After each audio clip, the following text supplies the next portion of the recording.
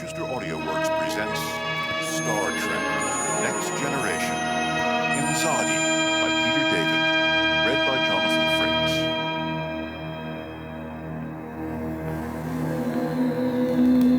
A gentle, eerie howling was in the air, which seemed to be permeated with haunting and lonely cries of souls that had existed or might never exist, or might be in some state of limbo in between.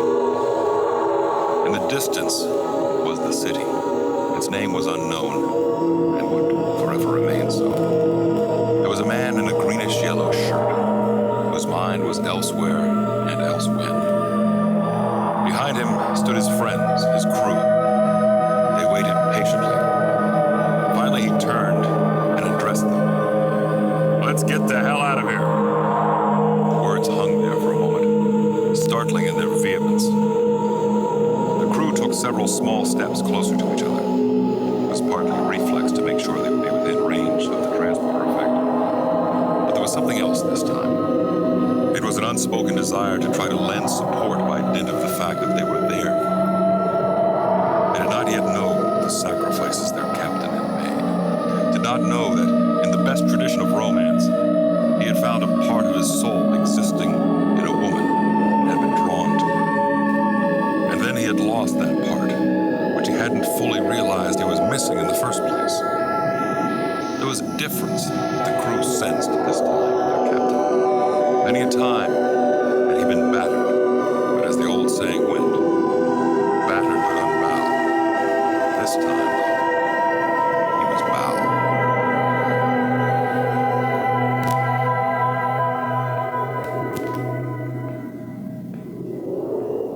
They got the hell out of there, and Commodore Data watched them go.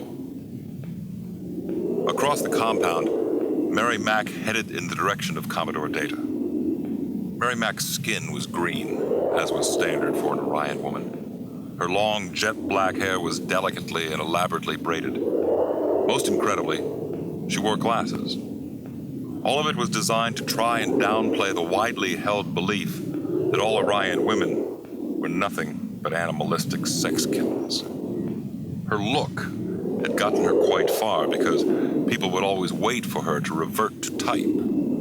But she never did, for she had trained herself too long. As a result, she was always a bit of a surprise, and people loved surprises. Which was why Mary Mac had worked her way up through the ranks and eventually landed the assignment of Project Administrator on Forever World. The planet did not have an official name. Somehow it seemed presumptuous for any mere mortal to give it one, so it had simply been nicknamed Forever World, and that was what had stuck. The gravel crunched under her boots as she got to the other side of the compound. There were two constants on the Forever World.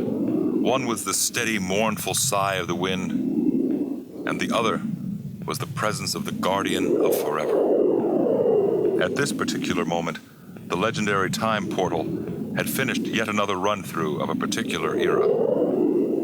It was now silent, displaying nothing.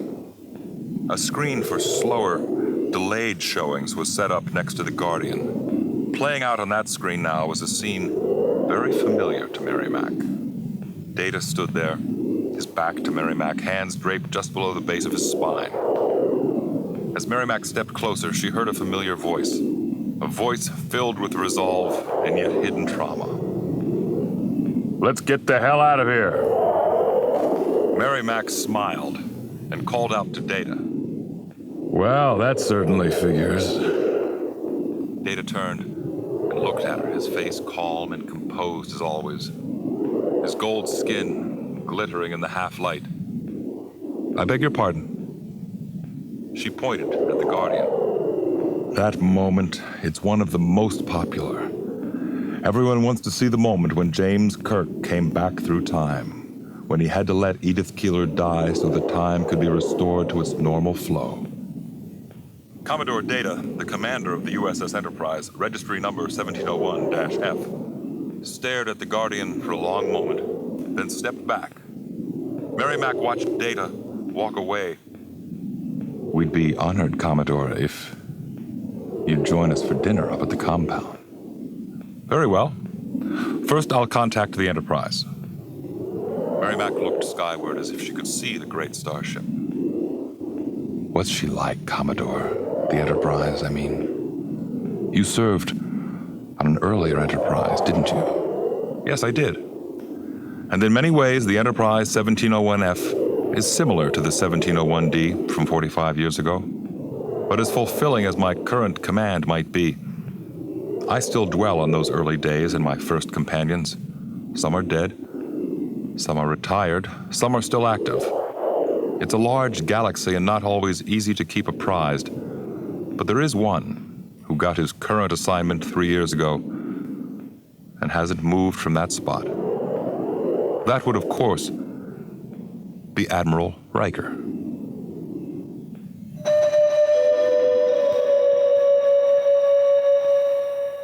Starbase 86 was far removed from the more frequently traveled space lanes. Visitors were rare. The facilities were not top of the line, they were simply good enough. Once upon a time, the commanding officer of Starbase 86 lived by the axiom of good enough never is. But that was a lifetime ago, someone else's lifetime. Admiral Riker, commanding officer of Starbase 86, stared out the viewport of his office, watching the lights of stars that, because of the time it took for light to travel, might have already died years ago. He spoke out loud to himself. Sometimes, seeing isn't believing. Admiral? Admiral Riker, are you okay? Come in, Lieutenant Dexter. The lieutenant entered, looking apprehensive, as he always did. Did I catch you at a bad time, Admiral? Lieutenant, I have nothing but time. Dexter began to natter on about upcoming matters to be attended to. The surveying ship Chance would be coming in for minor repairs the next week. Starfleet was complaining about the speed, or lack thereof, of paperwork being processed. Riker's head settled into his wrinkled hands. His gray beard felt brittle against his palm. Is there anything else, Lieutenant? There's one other thing, Admiral. A communique for you from Beta Zed. It was of a personal nature, and I'd never dream. Riker cut him off with a curt gesture. Of course you dream, Dexter. You've got your skinny fingers in every pie in this part of the galaxy. It's from her, isn't it? Is she all right? No, sir. She's dying, sir. And she's calling for you. He saw Riker's expression, the face of someone who had spent half his life feeling haunted. Make the arrangements. On occasion, Riker had spoken of his past to Dexter, and the lieutenant knew how difficult this was going to be for the Admiral, so he tried to put as positive a light on it as possible. You know, Admiral, it's possible that she wants to settle loose ends, close accounts. It's possible, sir, that she wants to forgive you. Riker looked at him with grim amusement. Now, why should she want to do that, Lieutenant, when I haven't forgiven myself?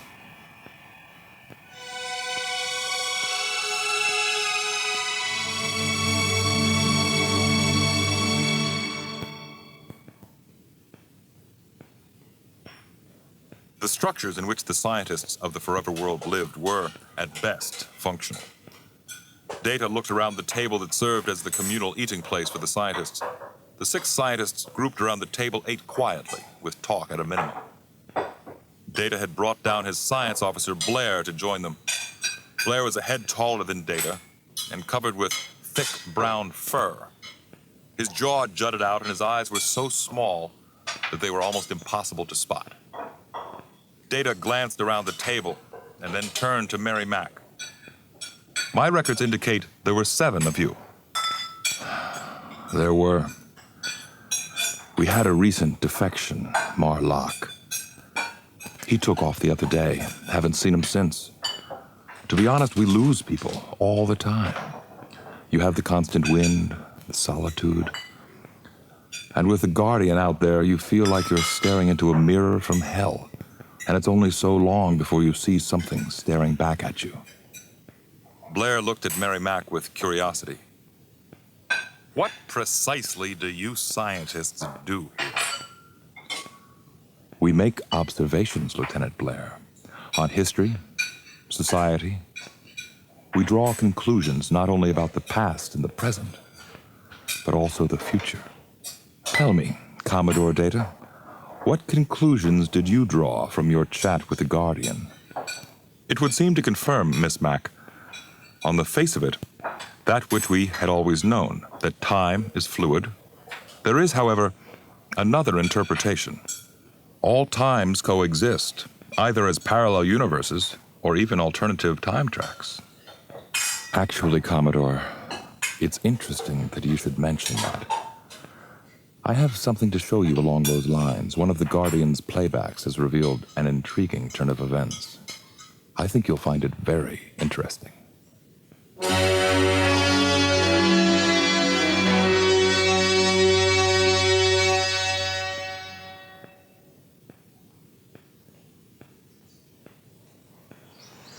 Riker stood outside the Troi family mansion on Beta Zed.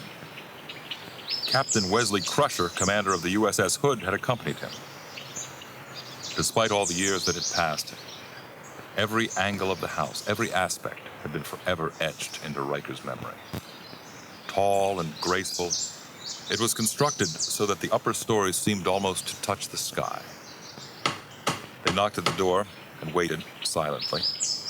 And now it opened to reveal the always imposing form of the manservant, Mr. Holm. And then, the towering Mr. Holm did something totally unexpected, something that to Riker's knowledge he had only done once before. He spoke. She's waiting. Riker headed slowly up the long, winding steps. Part of him wanted to run from the house, but his mind ordered him, "Damn it, Riker, be a man, for crying out loud." He entered the bedroom from which the sound of slow, barely perceptible breathing emerged. Lwaxana Troi lay on the bed. Her skin was taut, her lips and hair the same parched white color. Her eyes were closed. Riker approached the bed and sat on the edge. Crusher and Mr. Holm kept a respectful distance. Riker was certain she didn't even know he was there. He leaned over to kiss her on the forehead. Lwaxana, I'm sorry. Suddenly, her withered claw-like hand shot upward and grabbed him by the throat. Riker gasped, the noise partly cut off by the hand that was closing on his vocal cords. Lwaxana's eyes were opened and blazing with pure, unbridled hatred. Her voice was cracked and aged, but filled with a vitality that would not be daunted by such trivialities as death. And when she spoke, it was as if she were spitting out a curse. It's your fault. You should have saved her. She asked you, she begged you. You were Imzadi, and you let her die. You let it happen, and I hope you burn in hell. It's your fault! Crusher tore Lwaxana's hands loose from Riker's throat and pulled the Admiral away. Riker was gagging, but through the pain and mortification, he still managed to gasp out a few words. It wasn't. I did everything I could. You have to understand, it wasn't my fault, Lwaxana. It happened too fast. But it was too late. Lwaxana's head had slumped back onto her pillow. Her eyes were still wide open, but there was no light in them. Her hand was still in its claw-like grip, frozen in its final gesture. Wesley Crusher reached over, passing his hand over her eyes, and closed them. Riker addressed her one last time. It wasn't my fault. Lwaxana, I did everything I could. But he didn't believe it any more than she had.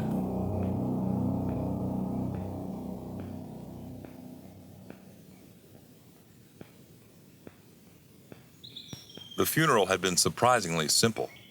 Considering the larger-than-life manner in which Lwaxana had lived her life, Riker had somehow expected a death that was, well, larger than death. Long after the others had left, Riker was left standing there, staring at Lwaxana's body in its clear, sealed entombment. As he turned to head for the door, a sudden storm cut loose. Lightning ribboned across the sky, and rain began to fall in blinding cascades. He stepped back into the mausoleum, turned, and looked at Lwaxana. You arranged this, didn't you? You're up there less than 12 hours, and already you're telling them how to run things. Lwaxana made no reply. The thunder did it for her.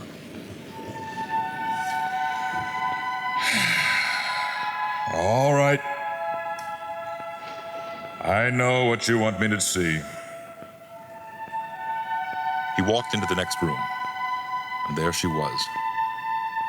In her clear encasement, perfectly preserved, Deanna was even more beautiful than his memory of her. The black hair still thick and full, the perfect lips formed into a small, round O shape.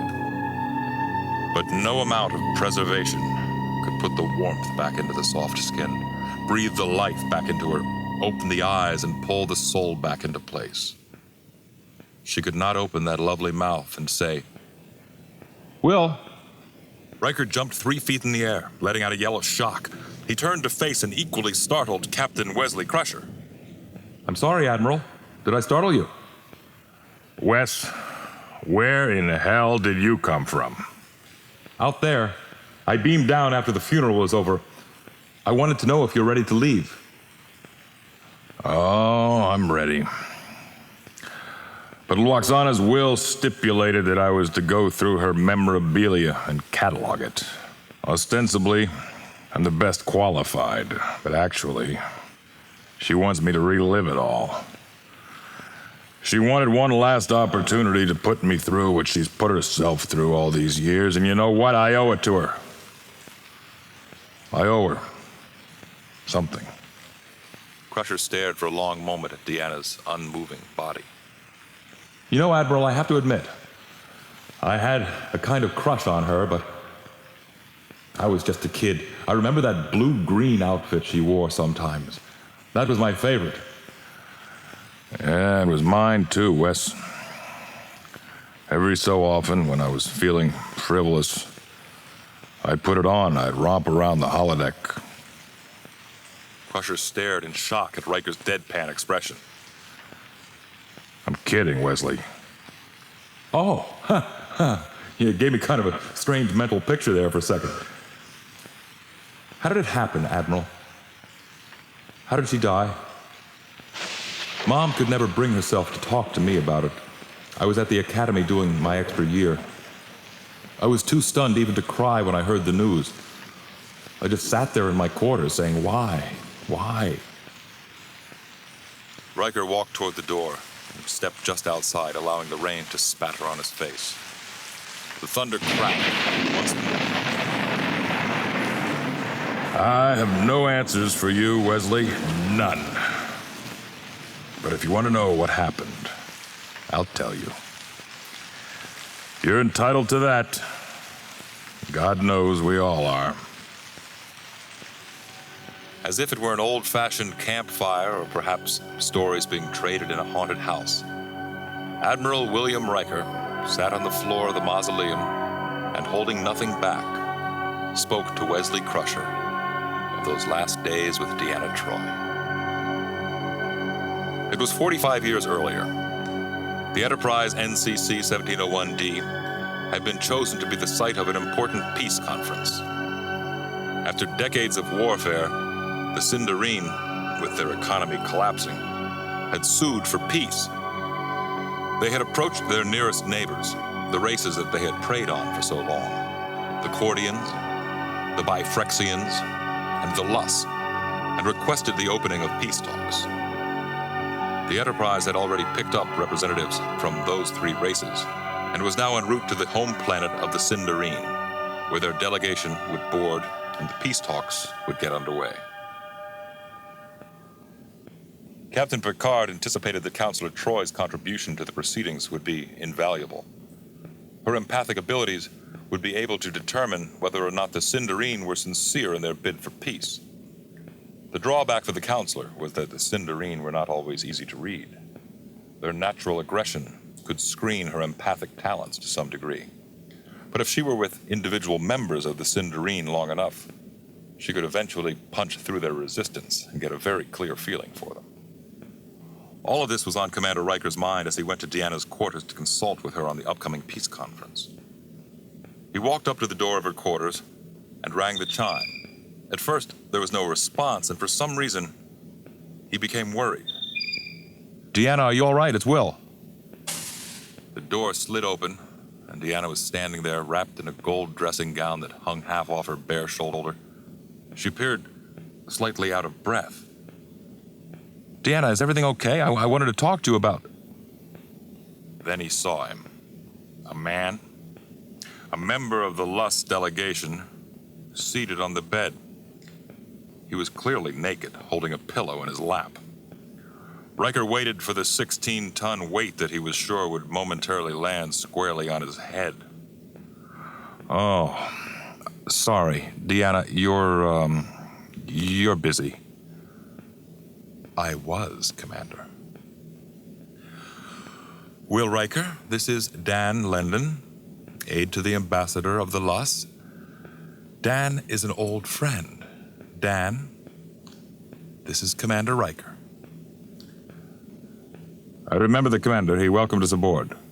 Yes, I did, although not as enthusiastically as Counselor Troi here apparently did. Well, I'll just be going. Good seeing you, Dan. I mean, not that I expected to see this much of you. Riker backed out into the hallway, and the door closed with a very decisive hiss. He leaned against the wall of the corridor. Perfect. Just perfect.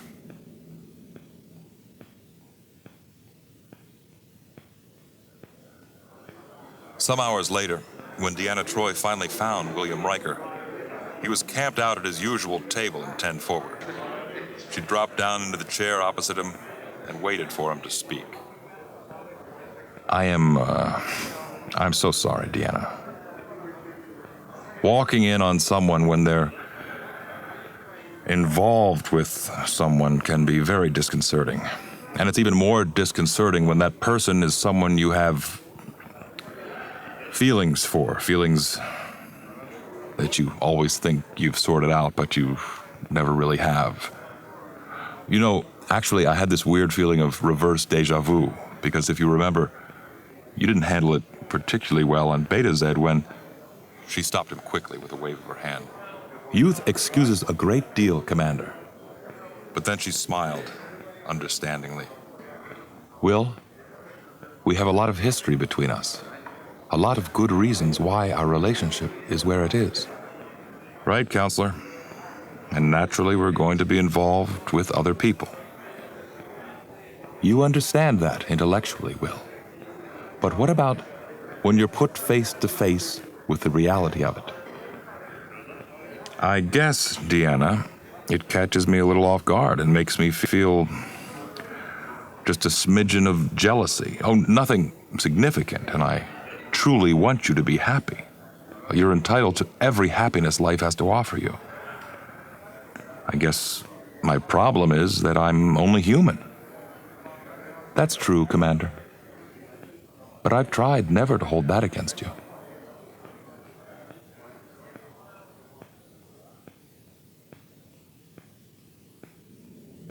It was night. Riker lay on his back, staring up into the darkness of his quarters, reflecting on how the day had gone. The Sindarine delegation had been brought aboard. A tall, elegant-looking woman named Nitsi, and her aide, Asa, who was smaller, nastier-looking, and seemed to keep staring at Deanna from the corner of his eye. There had been a dinner reception that had a general level of quiet tension, but everyone had gotten through it without an incident. His hands were interlaced behind his head, the pillow soft under him. He had been that way for over an hour as sleep refused to come. Sorting out his feelings for Deanna was rapidly becoming something of a royal pain. Perhaps they'd been kidding themselves.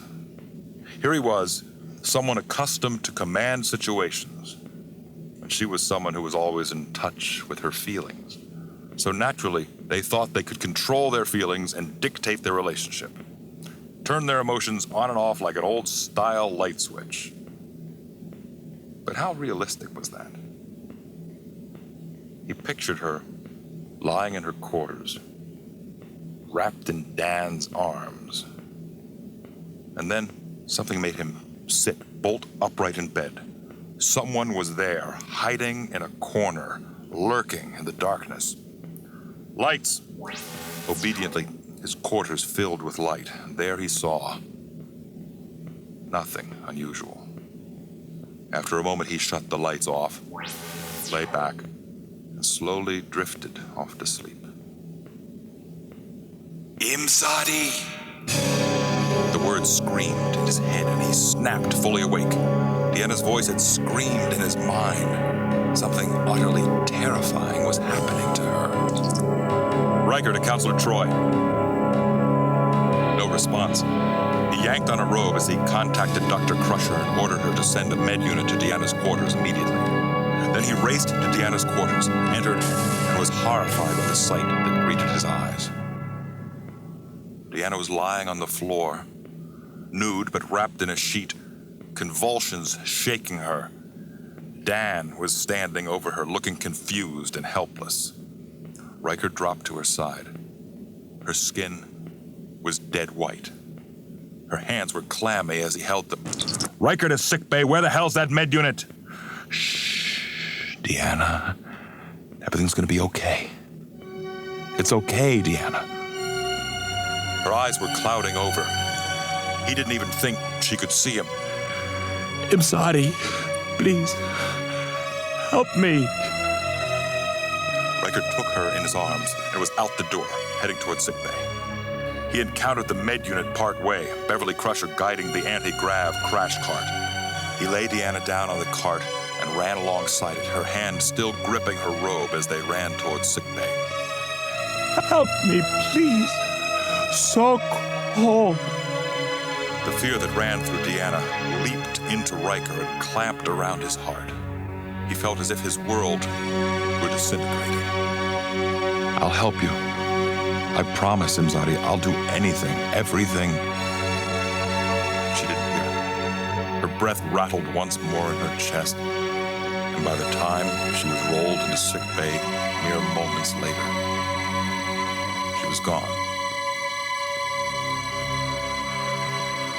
Thousands of light years away, Lwaxana Troi woke up, and she began screaming. She did not stop for 2 solid hours. She was never the same after that.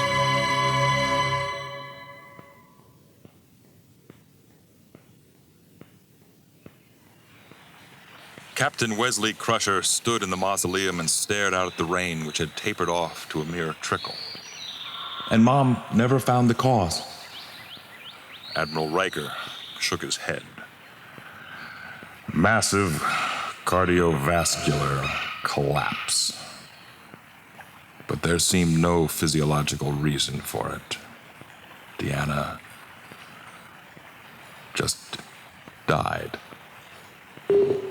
At that moment, Crusher received a call from the hood. As he spoke with his ship, Riker walked back into the room where Deanna's body lay in state and rested a hand on the covering. I'm sorry, Imzadi. I tried.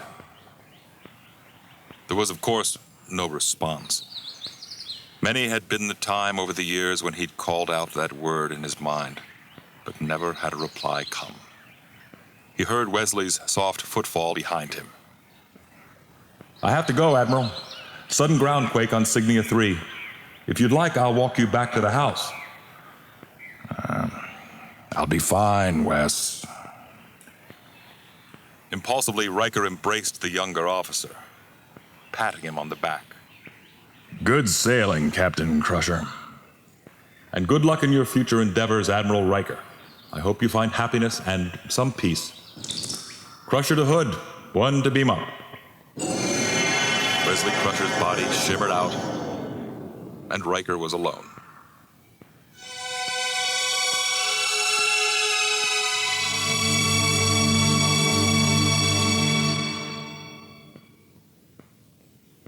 Beta Zed had an excellent museum of antiquities, and Lwaxana Troi's collection was going to be a considerable and valuable addition. Riker had spent hours going through it all, cataloging and marking it. He had even found the holy rings of Beta Zed, which, for no reason he could determine, had been stuck in Lwaxana's closet. Riker had informed the authorities that he would shortly be ready to leave. Already a ship had been dispatched that would pick him up. He had found it grimly amusing to learn that it would be the Enterprise commanded by Commodore Data. After spending all this time dwelling on the past, somehow it seemed only appropriate. Having gone through all the other rooms in the house, he now approached the one he least looked forward to, Deanna's. It was exactly what he had anticipated. Lwaxana had left everything just as it was, like a shrine. And in Deanna's closet, he found a box. He recognized everything in it. It had all been perfectly preserved, no matter how arcane or trivial. There was a piece of vine from the Jalara jungle. There was the headband she'd worn at Chandra's wedding. There was a small but sharp rock stained with blood. And then he found the poem he'd written decades earlier in youthful exuberance. He read it over. This is terrible. I can't believe I wrote this. He picked up the headband, fingering it. And I can't believe you liked it. I can't believe you. He was surprised to find that his face was wet. He wiped the tears with the headband, feeling the softness of it against his face. He'd thought he'd finished with the grief, but he'd been wrong. He clutched the headband even tighter, the tears streaming down his face, and remembered back to a time when he had been a young lieutenant, junior grade, newly assigned to Beta Zed. A time when he had felt no pain.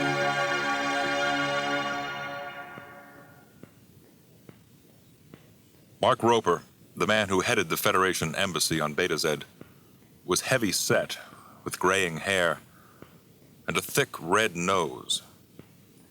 He looked up impatiently at the young lieutenant standing in the doorway of his office. The lieutenant's name was William Riker. Mark Roper didn't know that, nor did he seem to care. You say you're Lieutenant Riker? When was our appointment? Appointment? No, Mr. Roper, I'm the new Starfleet liaison. Actually, I'm supposed to be the new first officer on the USS Hood, but she was damaged in combat before I got there, so I was assigned here while she's in dry dock for repairs. They didn't tell you I was coming. You're Riker. William Riker? Of course, my boy. Please accept my apologies. Sit. As you can see by my perpetually discombobulated state, the more help we have here, the better. So, what have they told you about this assignment?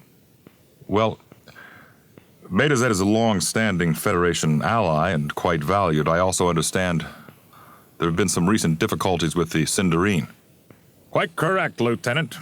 There have been 3 attacks in as many months. Now, a squad of Starfleet security has been stationed here. As the ranking Starfleet officer, you'll be in charge. We'd like to see these raiders disposed of. Anything else I should know, Mr. Roper? Yes. Remember that on Beta Zed, everyone knows what's going through your mind. Be straightforward and honest with them, and they'll appreciate and respect you for it. A young, cheery-eyed woman with straight black hair and a bit of the devil in her eye flounced into the office. Hello, Daddy. Lieutenant, this is my daughter, Wendy. Wendy, this is William Riker. She studied the young lieutenant for a moment. You're cute. I like your eyes. Wendy, darling, was there something in particular you wanted to discuss? Yes, I wanted to know, which do you think would be better to wear to the Zerk's wedding tonight? The blue dress with the ruffles or the green dress that's cut low? Roper looked at Riker with clear irritation. Yet another of the social engagements this office is expected to participate in. Chandra Zerks of the third house of Beta Zed is getting married tonight. The Federation is to send a representative. Guess who? Except I have to meet with a caterer now at the same time to pull together a reception. Mr. Roper, if it's too much of an inconvenience for you, I have a simple solution. I'll go instead. Would you, Lieutenant? That'd be great, if Wendy doesn't mind. Wendy looked Riker up and down appraisingly and smiled. That sounds great. I look forward to seeing the lieutenant there.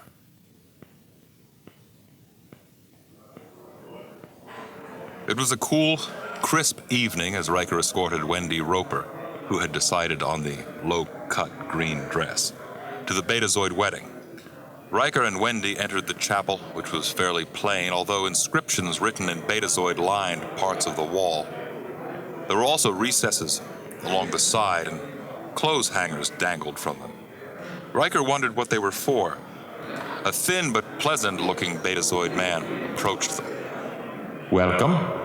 I'm Gart Zerks, the father of the bride. They should be ready to start in just a moment. Chandra's quite nervous.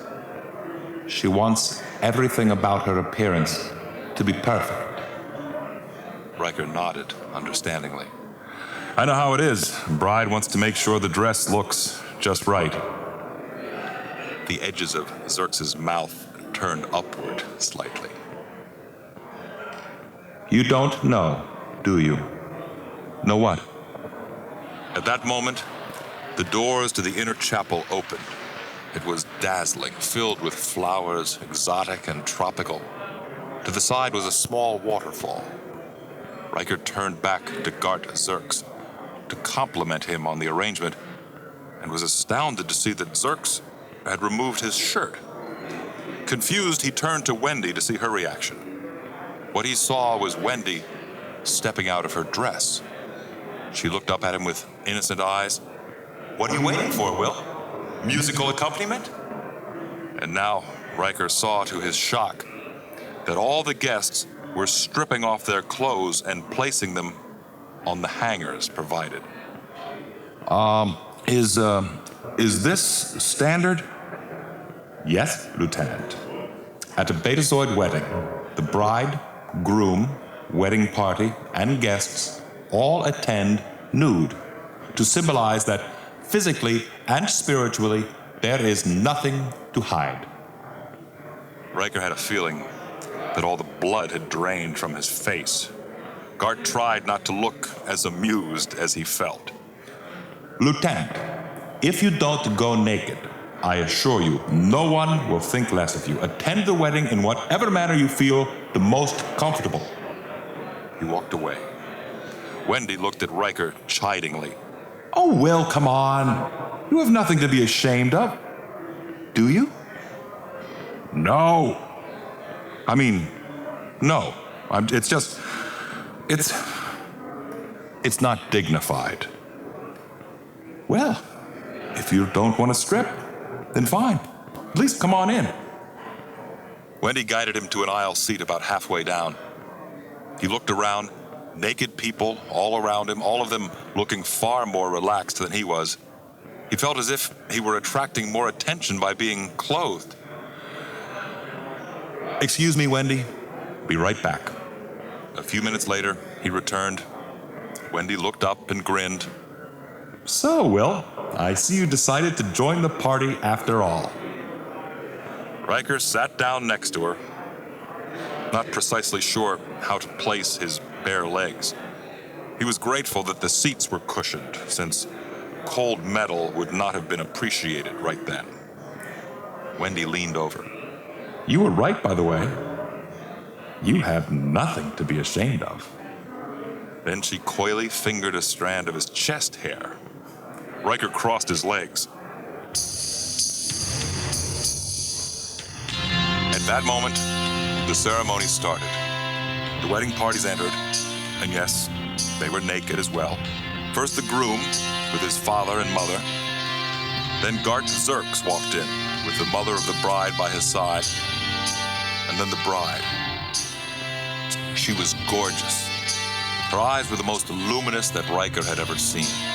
She held her pointed chin in an almost aristocratic manner, and her dark hair hung in thick ringlets around her head. Her neck was slender, and her figure, well, as they say in old detective novels, her body had the kind of curves that if you were a car, made you want to hug the road. What a crying shame. She was the bride, already spoken for. But then she stepped aside and gestured to a young woman seated in the first row. I summon you to the place of marriage. At the command, the young woman rose from the audience. She had blonde hair tied back in a white headband. She stepped up to the groom, and they took each other's hands and faced the clergy. That was when Riker realized that the brunette wasn't the bride. She was some sort of equivalent of the maid of honor. Unbidden, uncensored thoughts about getting to know the maid of honor on a variety of levels stampeded through his mind. His eyes drank her in as she stood with her back to him. The lines of her hips, the arch of her spine, the richness of her smile. Her smile, her back was to him, but he could see her smile. Because she turned her head and was looking at him, right at him, and smiling. And with horror, he realized, oh my God, she knows what I'm thinking. She knows what I'd... She was still smiling at him. Her bosom shook slightly in silent laughter. And then, mercifully, she turned her attention back to the ceremony. Riker didn't hear a word of the rest of the proceedings. He had his own proceedings in mind.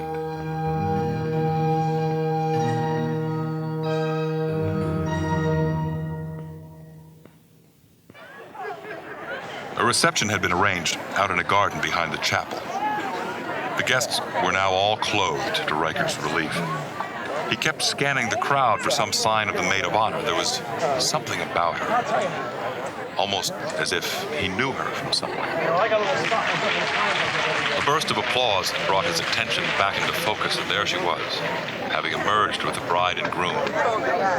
In a ceremony that was very similar to the Earth tradition of throwing the bouquet, all the unmarried young women lined up as Chandra, the bride, removed her white headband. She tossed it over her shoulder. But there was a burst of applause as the maid of honor came up with a triumphant.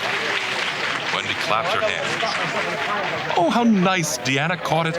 She and Chandra have been friends for years. Riker tried to sound casual. Deanna? Deanna who? Deanna Troi. She and Chandra go to the university together. Deanna's a psychology major, I think. How interesting. And what does catching the white cloth signify? That she's next to get married? No, what it means is that the great love of her life is at this gathering. I see. How romantic.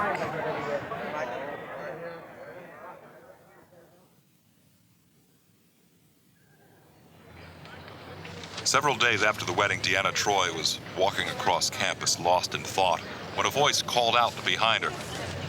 Hey, hello. I remember you from the wedding. Deanna stopped in her tracks. She couldn't place the voice, but the sense of the person was damned familiar.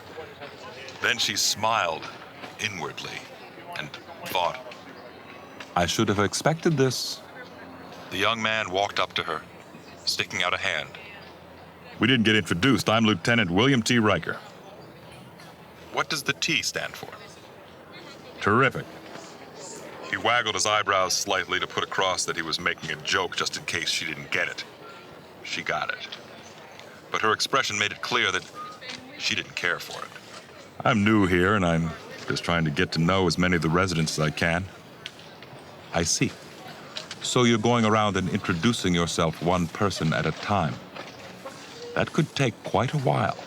It'll take even longer when the people I'm introducing myself to don't even tell me their names.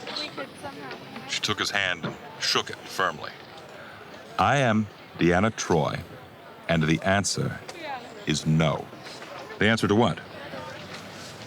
To just about any question you'd care to pose.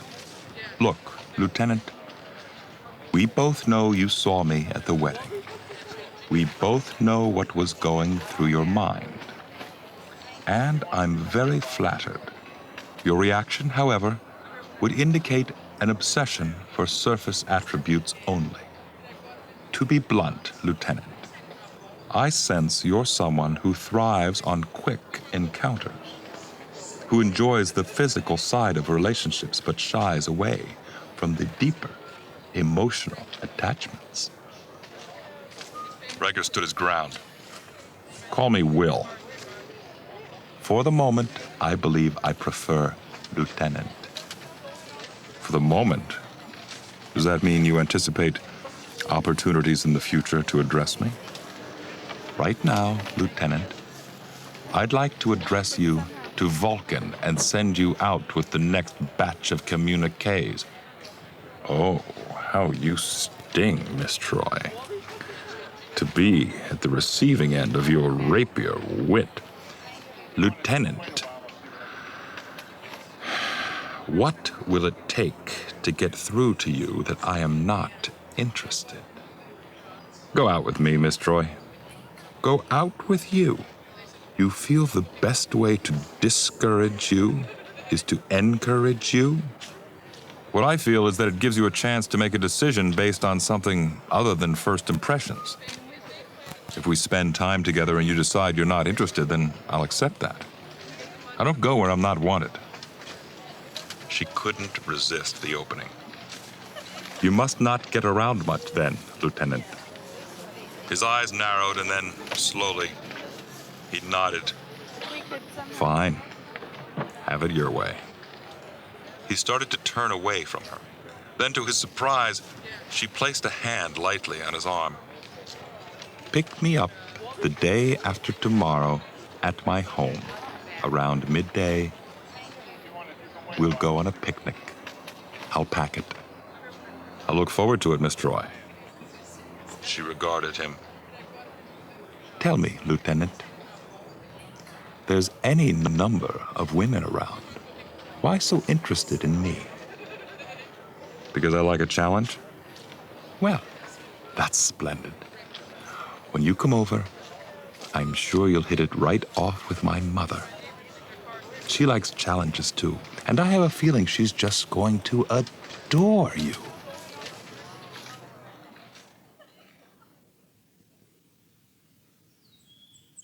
Riker stood outside the mansion that was the home of Deanna Troi and hesitated a moment before rapping on the door.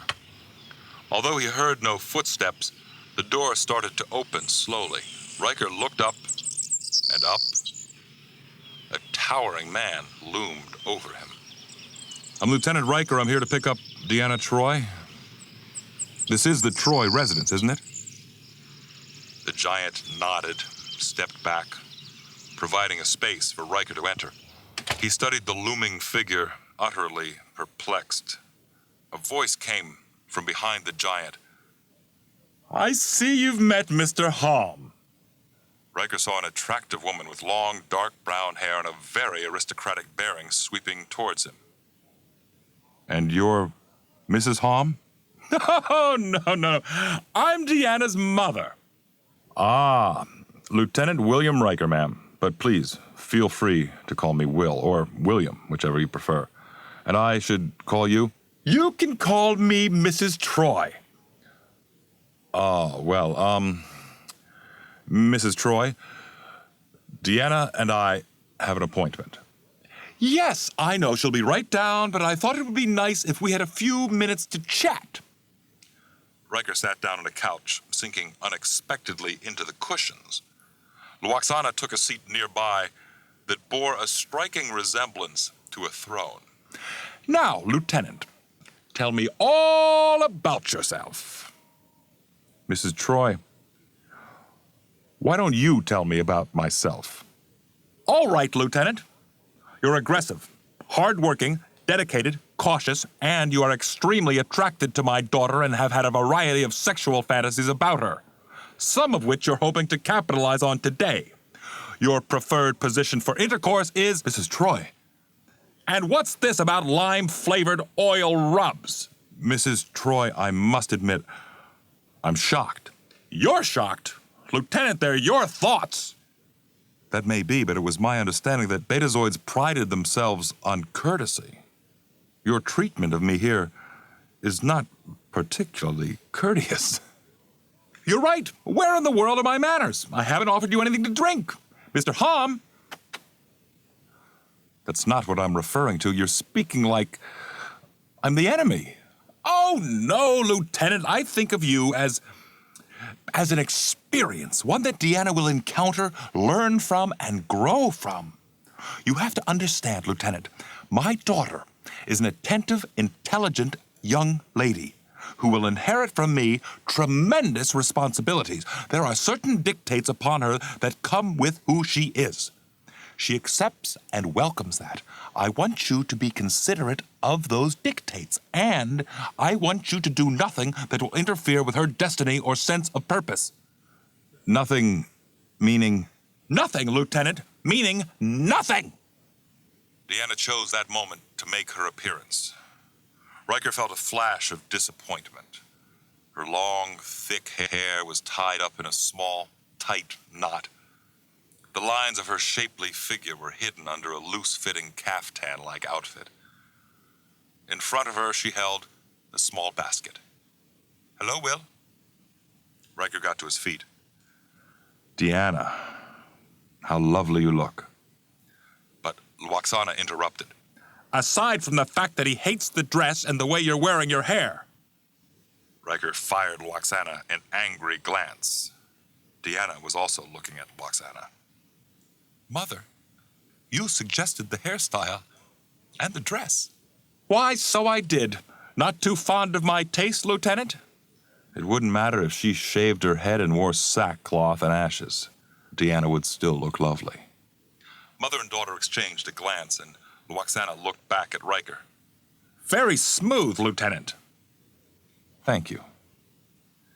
He went to Deanna and gestured toward the front door. She smiled at her mother as they went out. Lwaxana did not smile back.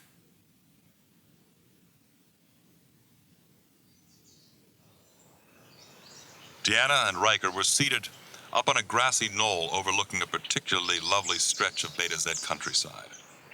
The contents of the picnic basket were scattered about the ground around them. "I hope she wasn't too hard on you, Lieutenant." "Oh, nothing I couldn't handle." "What are you grinning about, Deanna? What's so funny?" "Well, it's the way you responded. I asked a question about how something made you feel, and you responded that the situation was within your control. Not everything has to be defined in terms of whether you can handle it or not. Or is control so important for you, Lieutenant?" "Not letting things get out of control is very important. You can't stay in command that way." "Do you think of everything in terms of Starfleet?" "Not everything." He reached across, grabbed her by the arm, and pulled her to him. For a moment, he felt her body go limp against him, and he kissed her. He felt something electric pass between them, and then he felt her knee in the pit of his stomach. He gasped, clutching his belly and moaning softly. Deanna smoothed out her dress, and looking utterly composed, reached into the basket and pulled out a brown pastry. "Some dessert, Lieutenant." "Deanna, you didn't have to do that. You could simply have said no." "I did. I distinctly remember." "You didn't. If you'd have said no, I'd have stopped." I was sure that I... You know what, Deanna? You may have thought you did, but you didn't. For a moment there, you allowed yourself to want me. You don't know your own mind, much less mine. Is that a fact? Yes. Well, then just answer me this. Do you want the dessert or not? He shook his head in confusion. That's the question? Even she looked puzzled by it. Yes. No dessert, thanks. Between the meal and your knee, my stomach's pretty much finished for the afternoon. So tell me, once you've got your psychology degree, what are you going to do with it? I don't know. Probably nothing. Nothing? But what about a career? My life is my career. My responsibilities are part of Beta Zed tradition. I'm not like you, Will. Many aspects of my life are already set. You know, Deanna, I've already had this conversation with your mother. It's a shame you haven't got a mind of your own. Deanna began shoving all the picnic materials back into the basket. This was stupid. I don't know why I let myself be talked into this. You know what your problem is, Deanna? You're so damned used to studying feelings and thinking about feelings and contemplating feelings that you have no idea of how to just go with feelings. I bet you don't have a romantic bone in your body. The idea of love at first sight would be alien to you. If you ever met your soulmate, you'd probably intellectualize your feelings to death. You'd never follow your impulse. My attitude is different from yours, Will. You always follow your impulses, and they're good ones by and large, I'm sure. You're very confident, and that's a requirement for your career, but it's not the sort of mindset I'm used to. I doubt there's any sort of future for us. He slid closer to her. Then change me, Deanna. You're studying to be a psychologist, to help people. If you think I have emotional shortcomings, then do something about it. I'm perfectly willing to be a guinea pig. She stared at him a moment. You're just hoping this will afford you an opportunity down the road to make love to me. That's right, Deanna, and you're hoping it will too. Secretly, you're grateful for the chance to bring me up to your level so that you can feel better about coming down to mine. He looked at her with such challenge in his eyes that she took his hand and shook it firmly. It's a deal. Prepare to be a guinea pig, Lieutenant Riker. Miss Troi, point me to the maze.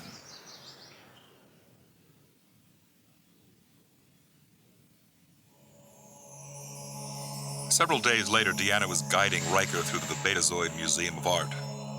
Soul music, as Deanna called it, floated through the air. Deanna led Riker through a room lined with abstract paintings. They stopped in front of one that was concentric splashes of red, blue, green, white, black, and a couple of other colors that Riker didn't recognize. Deanna indicated the painting reverently. I come here once a week, every week, and study this painting. I always see new things in it. Now, tell me what you see. Look, maybe we can start with another painting, something that looks like something. Will, you're not even trying. You said you were going to cooperate. He looked at the painting in exasperation. It looked like a jumble of paints. Then he felt two strong fingers at the base of his skull squeezing together and massaging him. Deanna's arm moved in a steady, circular motion. He started to feel tension that he didn't even know he had ebb from him. She spoke in his ear. Now, while you're relaxing, tell me what you see. I see paint swirls, big, goopy paint swirls. She stopped massaging him and stared at him. Goopy? This is a word? Goopy. I'm sorry, I don't have much taste for abstract art. When I look at something, I want it to look like something. Come on, Lieutenant. We're getting out of here. Where are we going? Back to basics.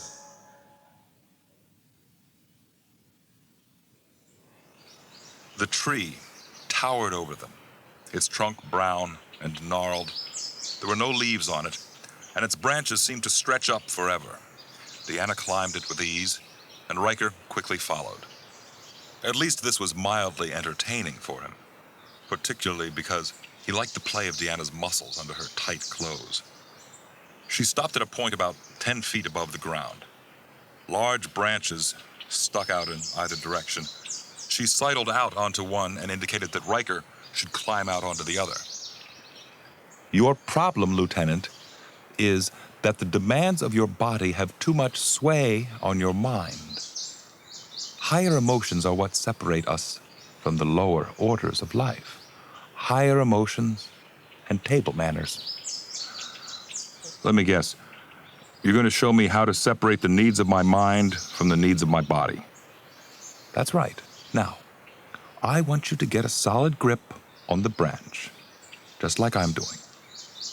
Then we're going to drop off from the branch and hang on for as long as possible. Riker smirked confidently. Well, I'm obviously stronger than you, Deanna, so if this is some sort of competition, it has nothing to do with muscular strength, Will. Muscles have their limits, but the properly trained mind has none. Ready? And go. They both dropped off the branch and hung there. Sooner or later, your fingers will want to release. Your instinct will be to fight this impulse. Do not fight it. Just ignore it. Focus on something else. Anything else. Riker tried to clear his mind and think about something else. What he wound up thinking about was Deanna, as he had seen her at the wedding, naked and smiling.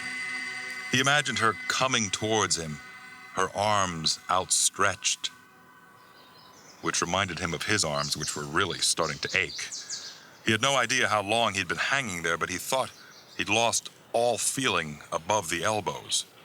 With a low, muttered curse, he dropped from the branch and landed with a hard thud. Deanna continued to hang there, her eyes closed, her breathing regular. Eventually, she opened her eyes and looked at him. What's the matter, Will? The weight of all those muscles drag you down? Deanna clambered upward, standing on the branch as if she were a tightrope walker. You want to be the big, strong hero type, Will, who thinks he can just whisk the damsel out of danger in his mighty arms.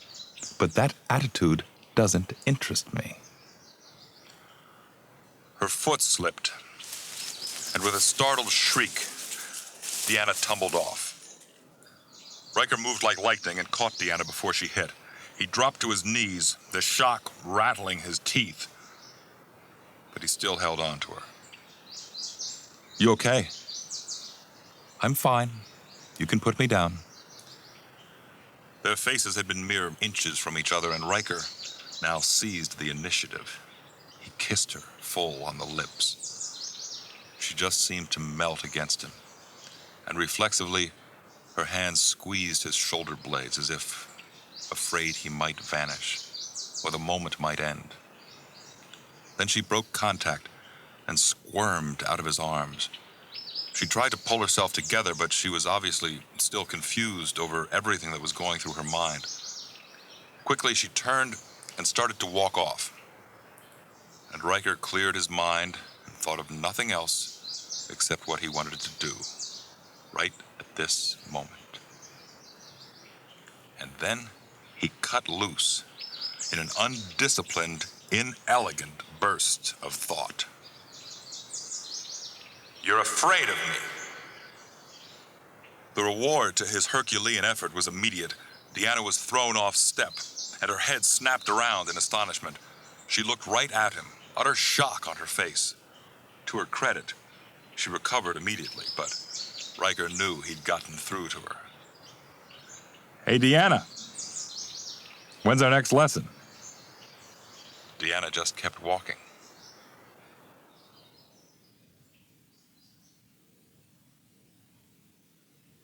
That night, Riker lay in his quarters reading a primer on Beta Zed philosophy.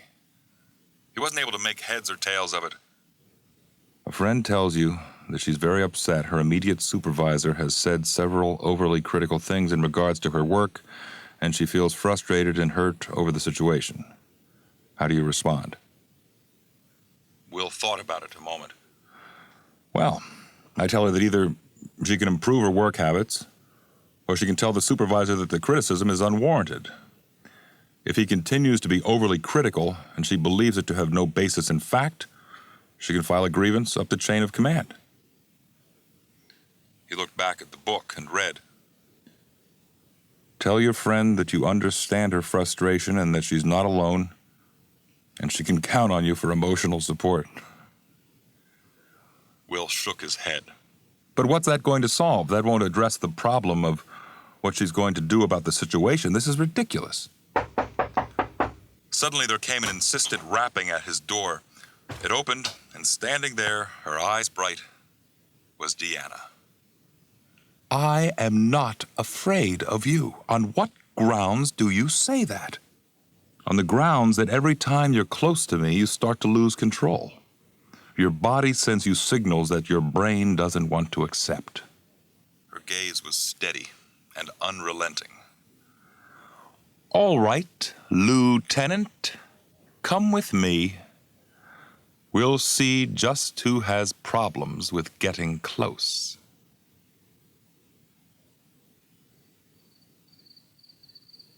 It was a fairly warm night. When Deanna stood, she was framed in the moonlight reflecting off a large lake, providing some degree of illumination. Her arms were crossed as if she were cold. Riker stood behind her.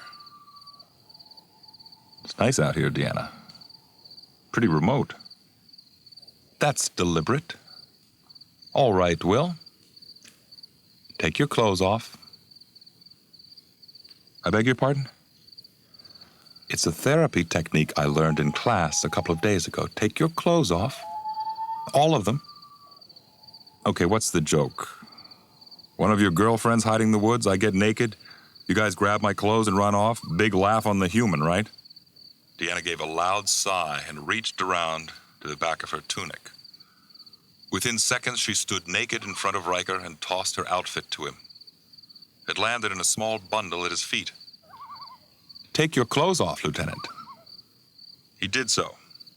They stood nude in the moonlight, and then she walked towards him and gestured that he should lie down. On your side, your back towards me. He rolled over, tucking his legs up a bit, looking slightly fetal and feeling slightly foolish. He heard motion behind him, and then Deanna was lying next to him. She curled up against him in the manner that humans still called spoons, for the way that spoons fit together when stacked. She slid one arm up under him and brought the other over, wrapping herself around him. She felt incredibly warm against him. He thought he was going to explode. Now, Will, we're going to talk. His voice was strangled. Talk. Yes. You have to be able to deal with me without thinking about me on a physical level. And this is supposed to help? That's right. You are going to become comfortable with the notion of my sexuality and yours. And then we can move beyond it to more spiritual matters. Deanna, why in hell are you doing this? I mean, obviously it has no effect on you, but it's making me crazy. One of her hands moved across his chest, and she sounded somewhat frustrated. It's having an effect on me, the same as it's having on you. Don't you see? First and foremost, two people have to connect on an intellectual and spiritual level. I don't want to give in to the impulses I'm feeling. It would undercut everything that I believe in. He began to realize how upset she was. He held her arms tightly against him. Shh. It's okay. I understand. Really. They were silent for a long time after that. He still felt the heat from her and the slow in and out of her breathing. But it wasn't affecting him quite the same way. Okay, I've got something to talk about. This Beta Zed philosophy stuff. The example with the woman being criticized by her supervisor. Let me guess. You came up with ways to solve her problem, and the text told you this was the wrong approach. The problem, Will, is that you were being insensitive to her desires. Insensitive how? I listened to her difficulties and I tried to make her life better to solve her problem. Will, she wasn't looking for you to solve her problem. What the woman, let's call her Jane, what Jane was looking to you for was an augmentation of her emotional strength. She needed you to say that you were sympathetic to her difficulties and were supportive of her. This is the philosophy of Rabim, which simply translated means, I understand. It was Jane's job to solve the problem or not solve it as she saw fit. She just needed you to let her know that she was not alone. I'm still not sure I get it. Oh, you're starting to. You just haven't admitted to it. I know it's difficult for you, Will. Your impulse is to take command, but command isn't everything. It is to me. It's all I want to do. I want to beat Kirk's record. Who? James Kirk, youngest starship commander in fleet history. That's my goal, to have my own command. Who knows, Will? Someday you might find yourself in a situation where you discover that you enjoy following someone more than you would commanding. Never happen. No matter how much I liked the ship or crew, if I was then offered my own command, I'd be out of there in a heartbeat. You probably wouldn't understand. You're wrong, Will. I do understand. I may not agree, but I understand. So tell me other things about Betazoid philosophy that puzzle you. They remained that way, naked, wrapped around each other, just talking, until the first rays of sunlight stole across the treetops.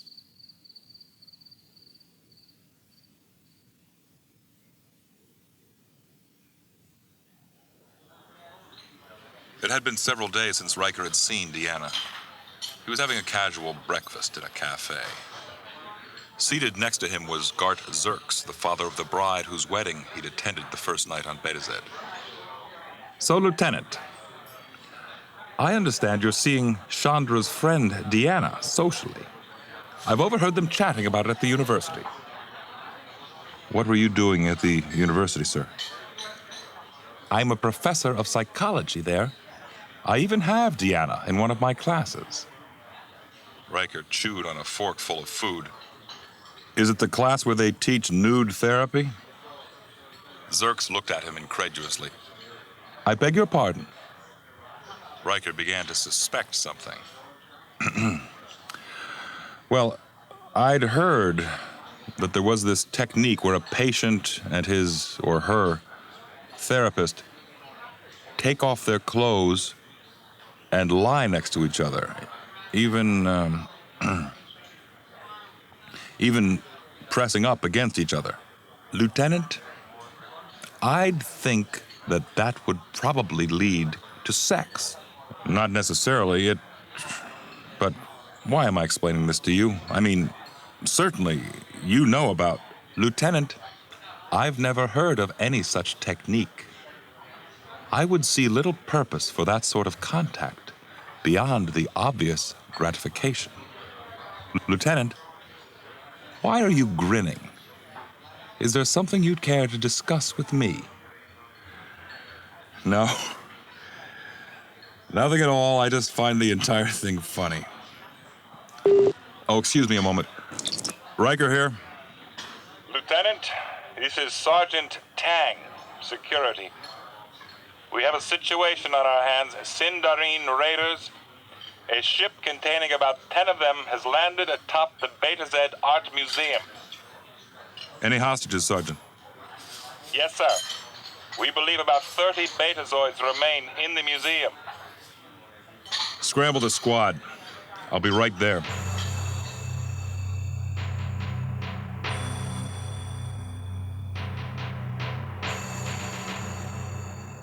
Within minutes, Riker was standing outside the art museum, where the crowd was milling about in confusion and concern. The Sindarine ship sat atop the museum like a giant spider. While Sergeant Tang had snipers stationed at key points, Riker worked with the squad's communications expert to tap into the Sindarine communications. Within moments, they were listening in as the Sindarine pilot, who had remained with the ship, apprised the raiders inside the museum of what was happening. Riker broke into the middle of their conversation. Attention, Sindarine raiders. You are completely surrounded and cannot escape. Surrender is your only alternative. Who is this? Lieutenant Riker of Starfleet. Who is this? Maror of Sindarine. Keep your people away from my men, Federation man. Maror, you cannot escape. If you surrender now, your cooperation will be noted. How nice. That will make a lovely tombstone. Here lies Maror. He cooperated. No thank you, Lieutenant. And if you try and impede our departure, then you can explain the 36 Betazoid corpses to your superiors. Do we understand each other, Lieutenant? He broke off the communication. Tang turned to Riker. Do we simply let them get away? No, Sergeant, we don't. We try to avoid injuring civilians. But the bottom line is that if they escape, we simply invite them to continue their activities at the expense and lives of other innocent people. It has to stop, here and now. Then they waited. They knew that the Sindarine ship was small. With the crew they already had, plus whatever loot they were taking from the art museum, they wouldn't have much room for hostages. Perhaps one at the most. And to get to their ship, they'd have to come out onto the roof. So all Riker and the security men had to do was wait until the right moment presented itself. The problem was that Sindarine were extremely resistant to phaser blasts.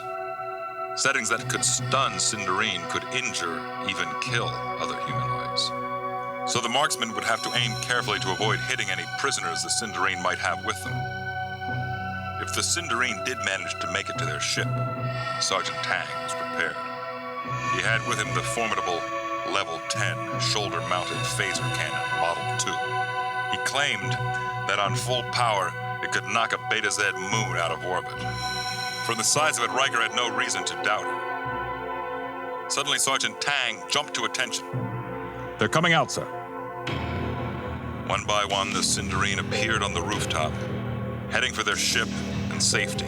They were carrying crates, no doubt filled with priceless Betazoid art. Riker was waiting until all 9 were visible before he ordered his men to open fire. And then the final member of the raiding team appeared. He was cradling a blaster in his right hand. His left arm was curled around the throat of a woman. A horrified Riker recognized her instantly. Oh, no. No, not Deanna. Riker knew what he had to do. The vast majority of the hostages were in the clear. Only one was left. One who might still survive if it all fell right.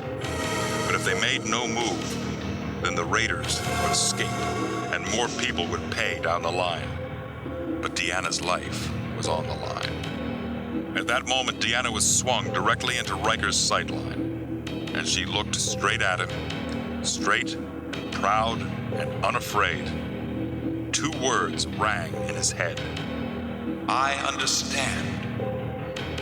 Riker gave the order. Take them. From all around, phasers blasted outward, enveloping the Sindarine in coronas of energy. Several staggered and went down. 2 managed to withstand the barrage and make it to the ship, and one of them was the Sindarine who was dragging Deanna. He reached the ship and shoved Deanna inside ahead of him. The hatch rampway closed. With a roar of impulse engines, the ship lifted into the air.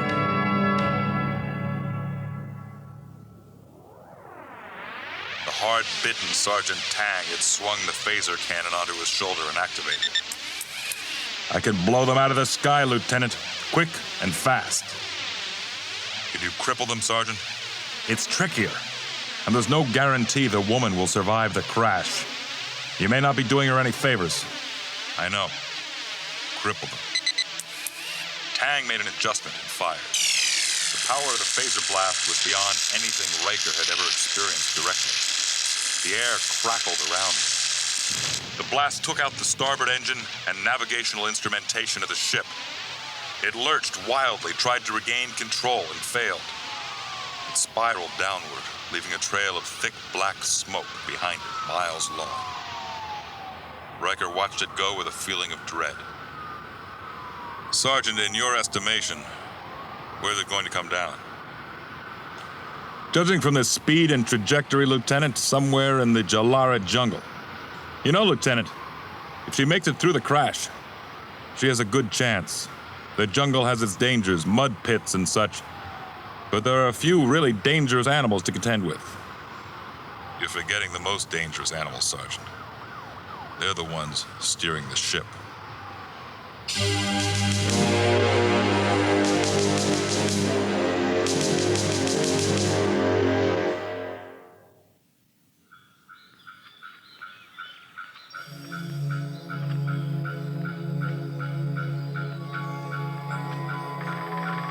Maror didn't know what he was running from or running to, but there was one thing that he was certain of. He was going to kill that damn Beta Zed woman before this jungle adventure was over. She sat on a rock nearby, and to his frustration, she looked exactly as she had the day before, and the day before that. Even though her clothes were ripped and dirty, her face filthy, her hair hanging in stringy ringlets that had lost all their bounce in the moisture of the jungle. Even with her shoes gone, her prospects slim, still she had her composure.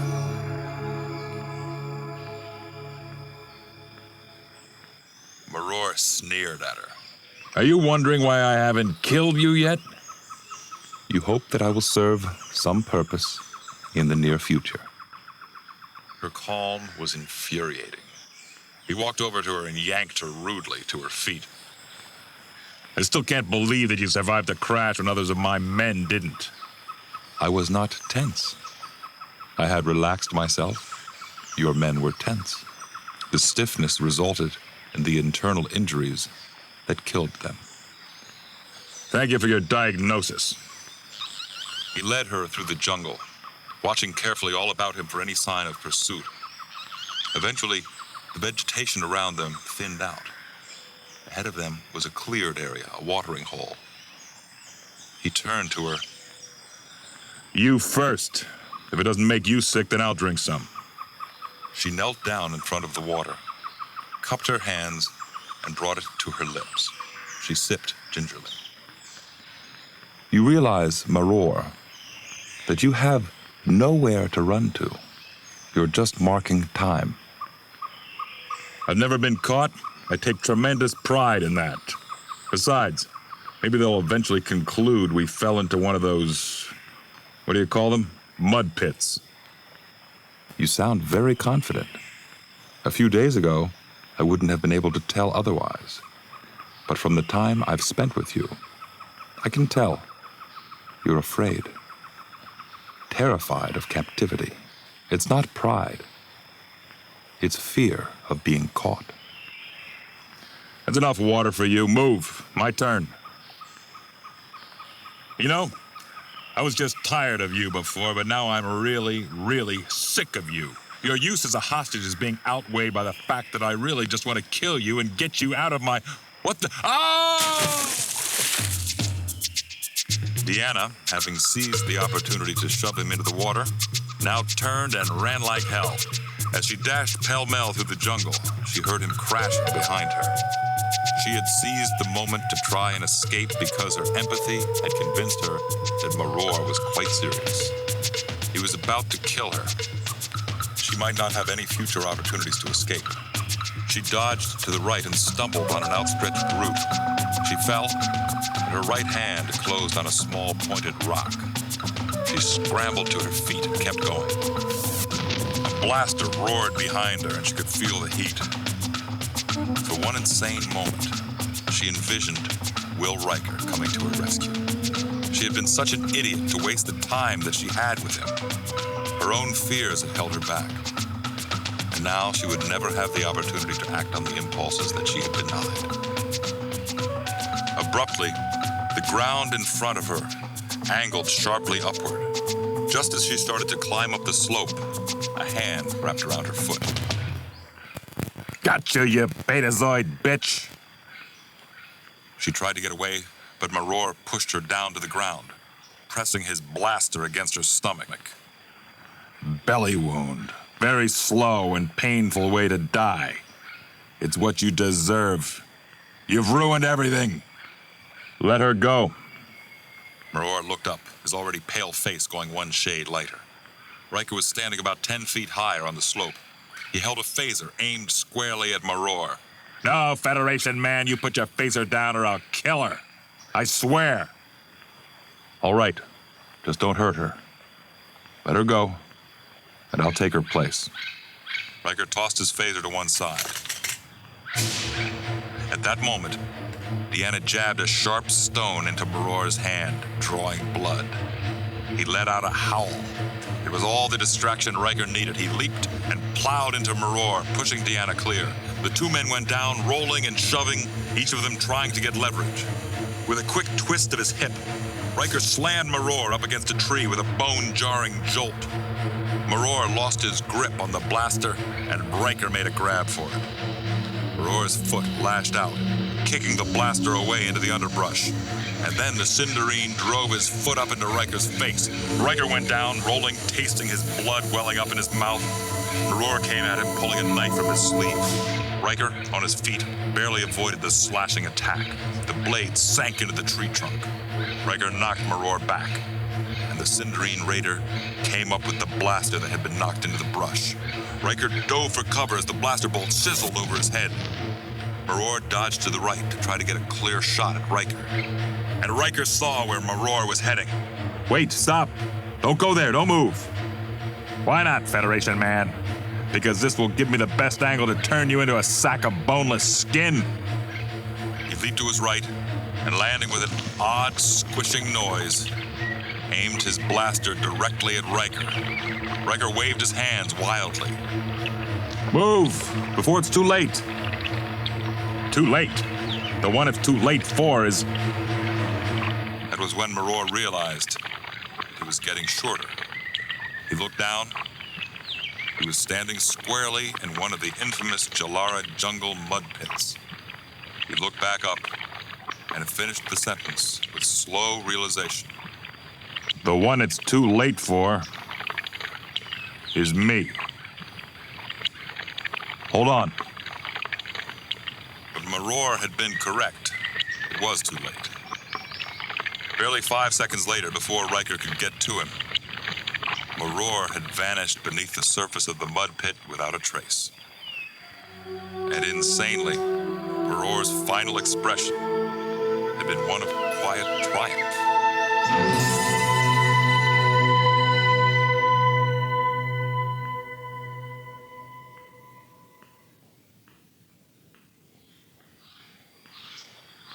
Deanna insisted that she was all right and unhurt, so Riker contacted Sergeant Tang. The various members of the security crew had split up, the better to cover the vast distances of the jungle. Now Riker informed Tang that Deanna had been recovered. They were now heading toward the rendezvous point. It would take several days to get there, but Riker was well stocked with provisions, and no abnormal delays were anticipated. As they walked through the jungle, he was really able to appreciate, for the first time, just how beautiful it was. The air was warm, even steamy, and filled with a scented mist. He turned and looked to Deanna, who had been extremely silent for the past half hour. There in the midst of the warm jungle, she was shivering. Her teeth were chattering. Immediately, he knew what was happening. All during the time she'd been in danger, she had managed to keep everything bottled up. But now that she was safe, all that stress was catching up with her. He went to her and put his arms around her. It's okay. Let it out, Deanna. That's all right. She trembled more violently, staring not at Riker but straight ahead. He stroked her face, making soft, comforting noises, letting her know that it was okay to be frightened, reminding her that she wasn't alone, telling her that he understood. And slowly, ever so slowly, the trembling diminished and eventually stopped.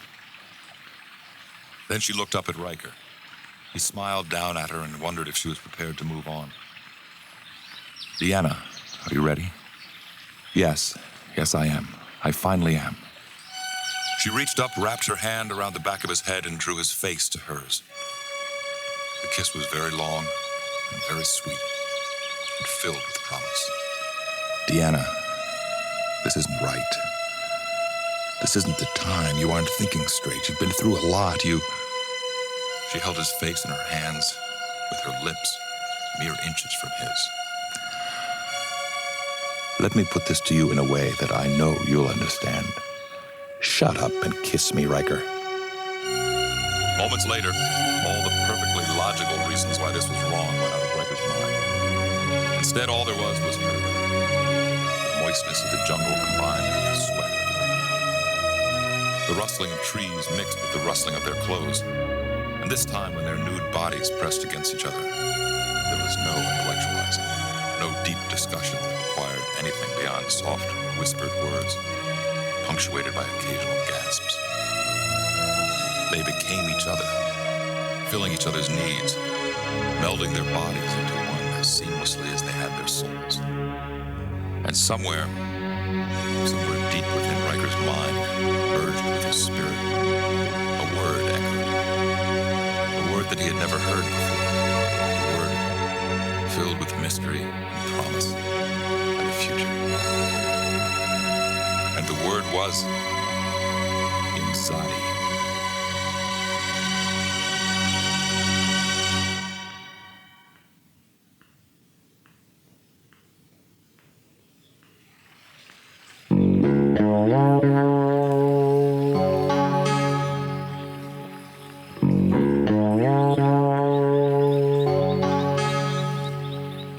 Next to each other, Deanna's head against his shoulder. He picked out a length of vine that had become tangled in her hair and was about to toss it aside, but she took it from him. No, I want to keep that as a souvenir. You know, Will, when I'm with you, all my training, my over-intellectualizing, as you put it, just vanishes. I've never felt this way about anyone, and I finally decided to give in to it. I feel the same way. There are no words to... Wait, actually, there was a word. You thought it at me. Imzi, or something? She propped herself up on one elbow and faced him fully. Imzadi. That's it. What does that mean? Well, it has several meanings. The surface level is simply beloved or dear one, but when used with certain people under certain circumstances, it has a further nuance. It means the first. The first. Yes. No matter what happens from here on, we will always be true Imzadi. We will be forever each other's first. She looked up at him with those large, dark eyes, and he felt like a total creep. You mean you've never had sex with any other man before? That's right. Look, Deanna, I don't know if I said or did anything to give you the impression otherwise, but you're not my first. I've had sex with women before you. Oh, you've had other women physically. I know that. To be Imzadi is to go far deeper than that. Don't you understand, Will? Other women may have had your body, but I'm the first who's ever touched your soul.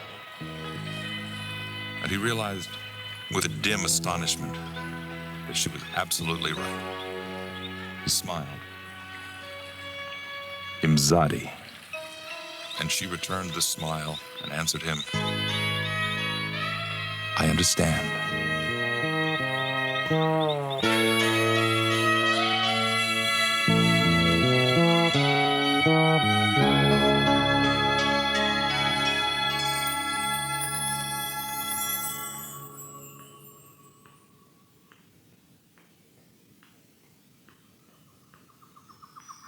Several days of travel had passed, a day or two longer than such a trip through the jungle would have taken ordinarily. But Deanna and Will kept stopping along the way for exercise. Now, only a few hours out from the rendezvous point, Riker was staring at a piece of paper, an unusual enough material in and of itself, but the Starfleet security belt contained materials for every occasion. The paper was covered with Riker's scribblings, and he looked at it in embarrassment. He was about to toss it away when Deanna, who had returned from her morning ablutions faster than anticipated, snatched it away. She started to read it. Deanna, I wasn't going to show it to you until it was finished. It's lousy. Shh. She was reading it carefully, every word, and then her voice sounded in his head. This is beautiful, Imzadi. He thought cast back to her. Do you really like it? For reply, she read it out loud. I hold you close to me, feel the breath of you and the wonder of you, and remember a time without you, but only as one would remember a bleak and distant nightmare. The future holds such promise, and just as I cannot imagine how I survived the past without you, I cannot imagine a future without you. Oh, Deanna, it's terrible. It's beautiful, and I'm keeping it right here. She folded it up and tucked it in her bodice. They traveled the rest of the way, fingers intertwined, releasing only when they were in sight of the rendezvous point in their waiting lift back to the city.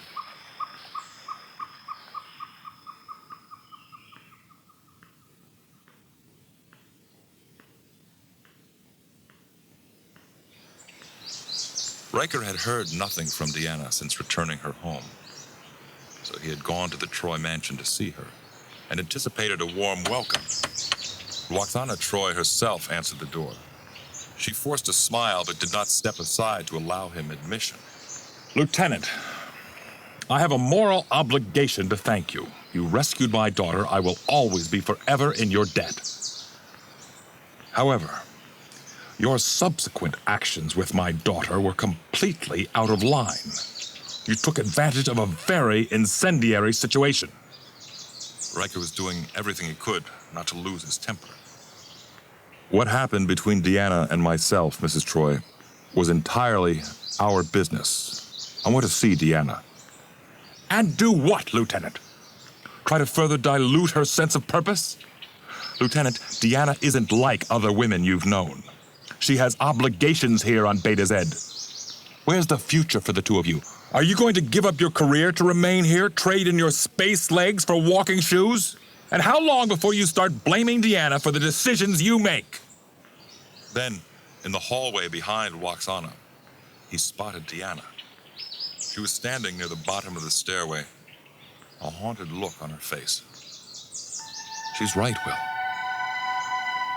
Sooner or later, you're going to leave. Your place is out there. Mine's here. It's never going to get any better for us than it was in the jungle. Let it end on a high note, Will, not in the downward spiral of a relationship gone wrong. And then she ran from him, up the stairs and out of sight. Riker turned and looked at Lwaxana. I'm sorry, Lieutenant. Believe it or not, I really am. Good day. The door closed in his face.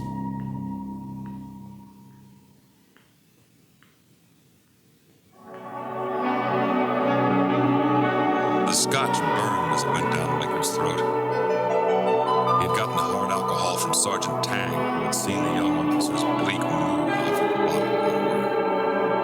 Riker had taken it to his quarters and had been drinking it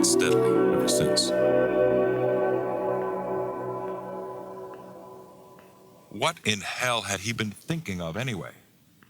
Getting involved with a local girl that way? That kind of thing never led to anything but trouble. And not just involved, no. He'd actually had to go and get feelings for her.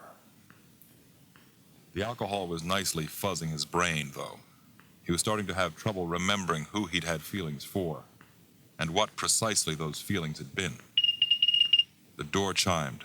Riker, confused, tapped his communicator. Riker here. Riker here, can you hear me? Will, I want to see you. Riker spoke into his communicator. Wendy? Sure. Come on over. Wendy walked in. Riker blinked in surprise. Wow. That was fast.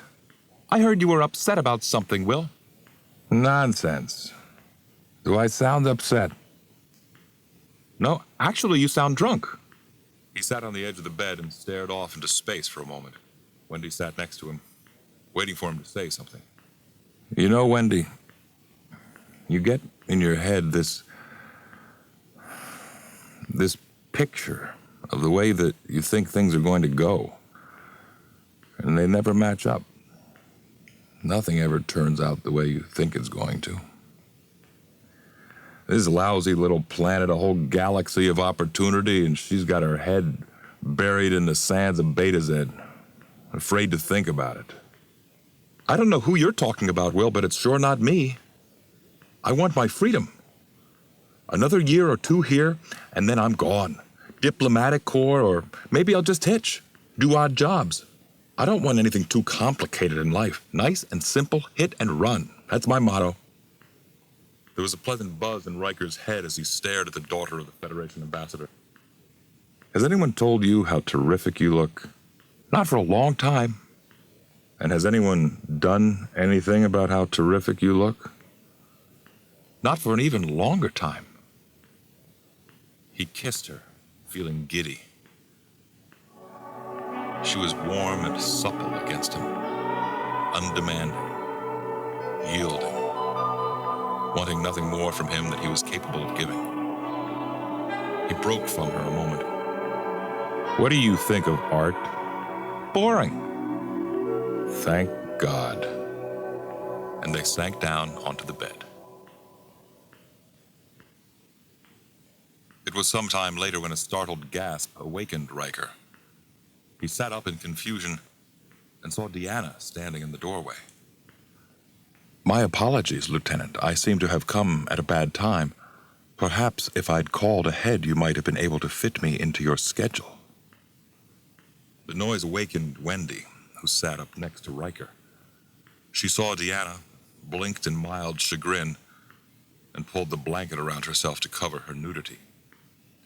When Riker spoke, his voice sounded thick and slow to himself, and his head was pounding. Deanna,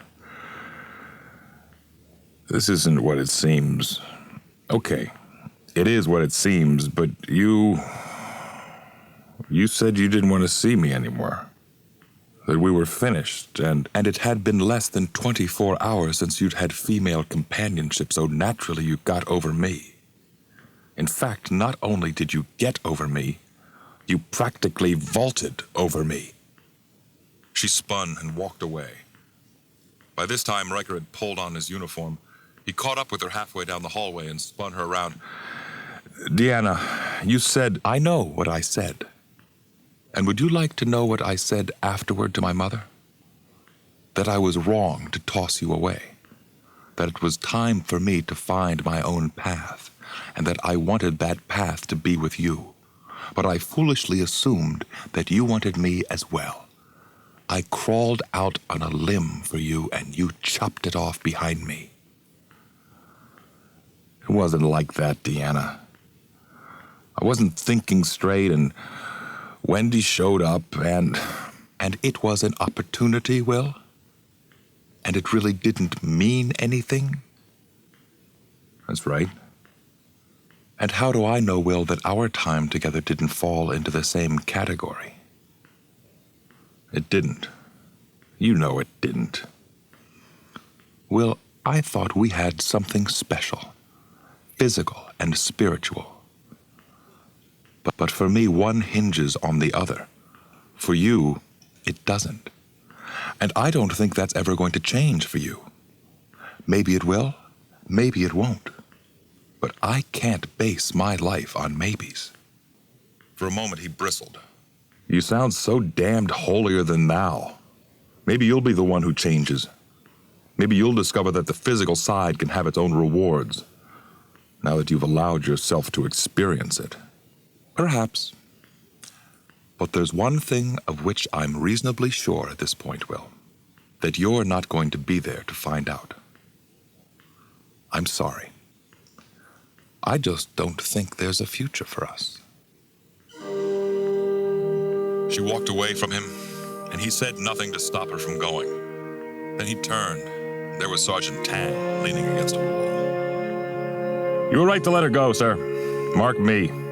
There's a twinkling star for every broken heart that a Starfleet man leaves. Shut up, Tang. Shutting up, sir. All part of the service.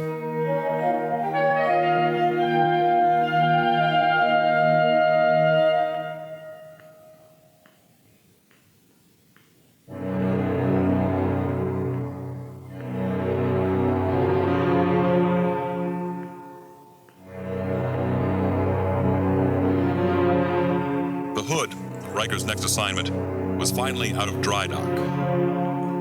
It was speeding towards Beta Zed on its way to pick up its new first officer, Lieutenant William Riker. Riker knew the ship was on the way. He had taken care of everything, made all the final preparations. Almost. He found himself in the art museum, staring at one particular painting. The one with the large goopy swirls. He looked at it for quite some time. Then slowly, he realized it bore a striking resemblance to stars swimming in sort of a galactic whirlpool. Perhaps it was something like the way the universe looked at the very beginning. Void and miasmic and filled with promise and possibilities. He sensed her standing next to him, but he couldn't turn to face her. You're leaving, Imzadi. I wish you safe voyage. And I wish you could come with me. For a time, Will, I was ready to change my universe for you. But now I don't think either of us is ready for that. He tried to say that she was wrong, but he couldn't. So instead he tried to find some way to say goodbye, but he couldn't do that either. He turned to her. Deanna, But she was gone. He took a step in the direction he was sure she had headed, then stopped. He knew this was the way she wanted it. And somehow, somewhere along the way, what she wanted had become more important to him than what he wanted.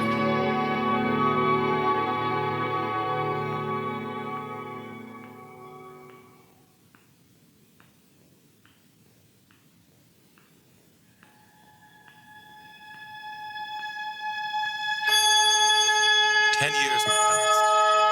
The Enterprise, newly commanded by Captain Jean-Luc Picard, was in orbit around Farpoint Station. Captain Troi, stardate 42372.5. Of the 24 hours Q allotted us to prove ourselves, 11 have now passed without incident. And yet, I cannot forget Q's prediction that we will face here some critical test of human worth. There had been a number of strange goings-on. Picard had just finished filling in his new second-in-command, Commander William Riker. Now Picard and Riker were heading toward the bridge turbolift on their way to meet with Farpoint's head, Rappler Zorn. As the turbolift door opened, Picard motioned to the person stepping out. Over here, Counselor. Number 1. I've asked the ship's counselor to join us in this meeting. Counselor, may I introduce our new first officer, Commander William Riker? Mr. Riker, our ship's counselor, Deanna Troi. It had been a decade since their time together on Beta Zed. The old feelings flooded over him with the same sting as if the wound were still fresh. Deanna, for her part, looked utterly serene. Her voice sounded in his head. "Do you remember what I taught you, Imzadi? Can you still sense my thoughts?" But out loud, she was almost nonchalant. A pleasure, Commander. Likewise, Counselor. From Riker's flustered expression, Picard now knew that something was definitely going on. Have the two of you met before? We have, sir. Excellent. I consider it important that my key officers know each other's abilities. Riker wasn't sure, but he thought he could hear Troy's silent laughter echoing in his brain. We do, sir. We do. They stepped into the turbolift, and his thoughts were whirling. They had parted with so much unsaid. Did she know he cared? Had she been nursing a grudge all these years, not understanding how? And then there was her voice again, in his mind, carrying her thoughts to him like a dove finding its home. I, too, would never say goodbye, Imzadi. Relief flooded over him. He should have known that she would understand, and that there was indeed going to be a basis on which to build a relationship. He wasn't sure where that relationship was going to go from there, or what its ultimate fate would be. But at least whatever happened in the future, they would be facing it together. It took them some time to work it out. With all the complications that would come from being lovers again, they decided simply not to rush things. A shipboard relationship could turn sour. Disastrous. Neither of them was willing to risk everything to stoke the embers of their relationship. They decided to give things time. They did not, however, give their relationship much of anything else. Laws of inertia govern, among most other things, human interaction. As their years together on the Enterprise rolled past, their relationship, since it was at rest, tended to stay at rest. The only force that could have acted on them to change it would have been the idea that they might not be able to alter the course of things anytime they felt like it. Then again, why should they have considered that possibility? After all, they thought they had all the time in the universe. And then came the peace conference with the Sindarine.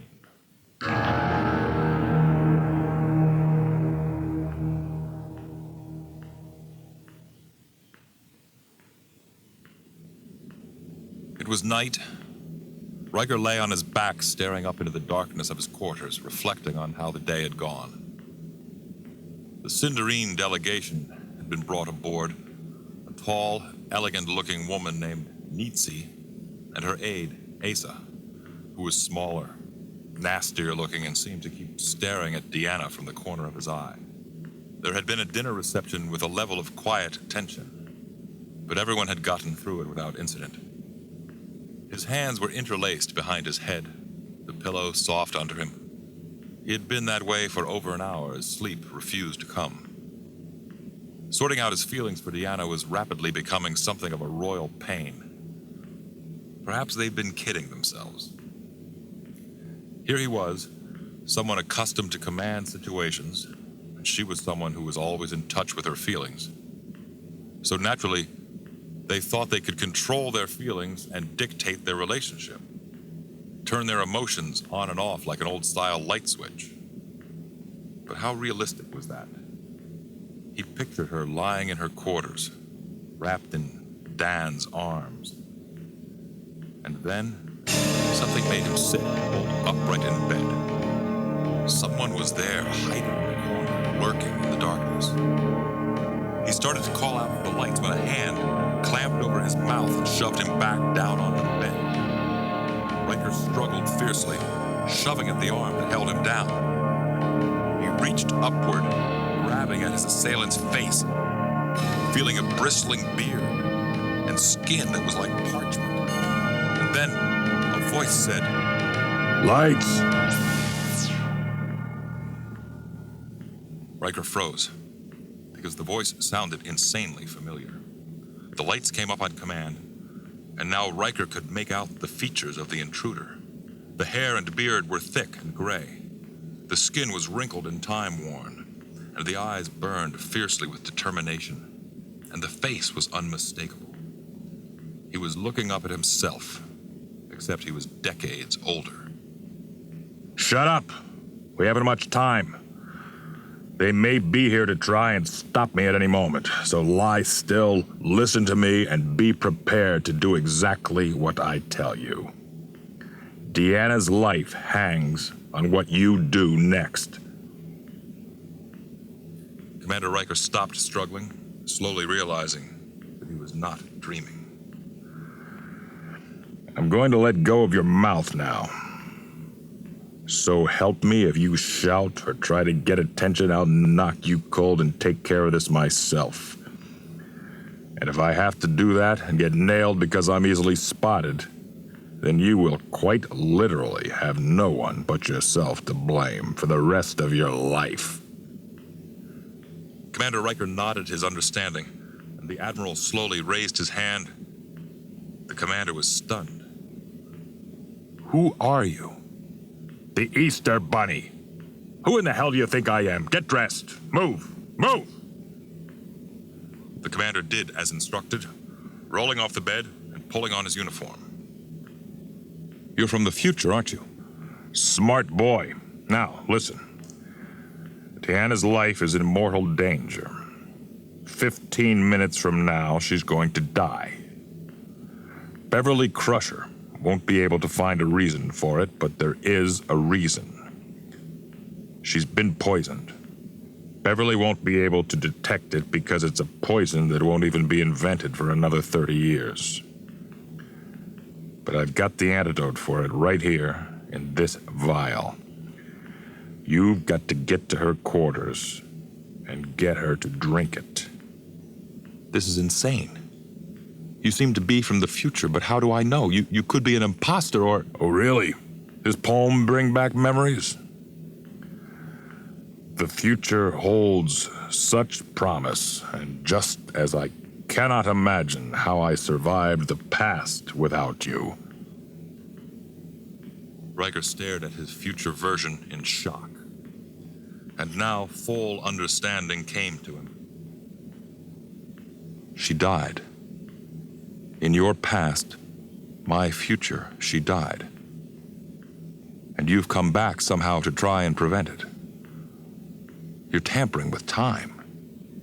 And the people you're worried about trying to stop you, maybe scientists or, my God, Starfleet personnel trying to stop you from breaking one of our most important laws.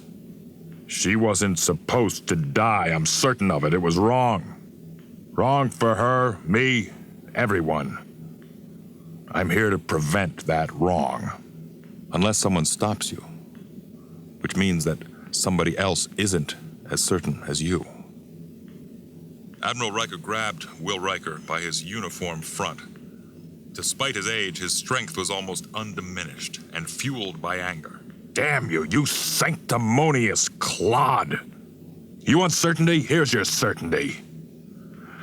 Deanna is going to die. She's going to writhe on the floor and beg you to do something.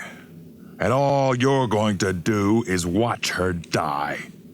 And it's not going to be until that moment that you realize she's the better part of you. There was tremendous conflict in Commander Will Riker's eyes. It's wrong. It's wrong to tamper with the past. I can't believe there's any circumstance under which I'd knowingly... You think you can judge me? Remember what we wrote about imagining a future without her? Well, I'm the future without her, buddy boy, and I can tell you right now that it's not something you're going to relish. Her life will end, Riker. You can save it. Here's the vial. You have the power. You're her only hope in hell, and if you don't save her, then hell is where you're going to be. 40 years of hell. Of might-have-beens and what-ifs. For me, There was just the frustration of feeling that I should have done something. But I didn't know what. For you, it's going to be the knowledge that you could have done something but didn't. How much worse for you, Commander. When you call out with your mind, Imzadi, and no one answers. No part of your soul that acknowledges that the word has any meaning to anyone else. What will happen to you then? God damn you, Riker! When your heart's been cut out, how's it going to feel knowing that you're the one who wielded the knife? Will ripped away from him, his face ashen, his heart pounding. Deanna! He charged from his quarters.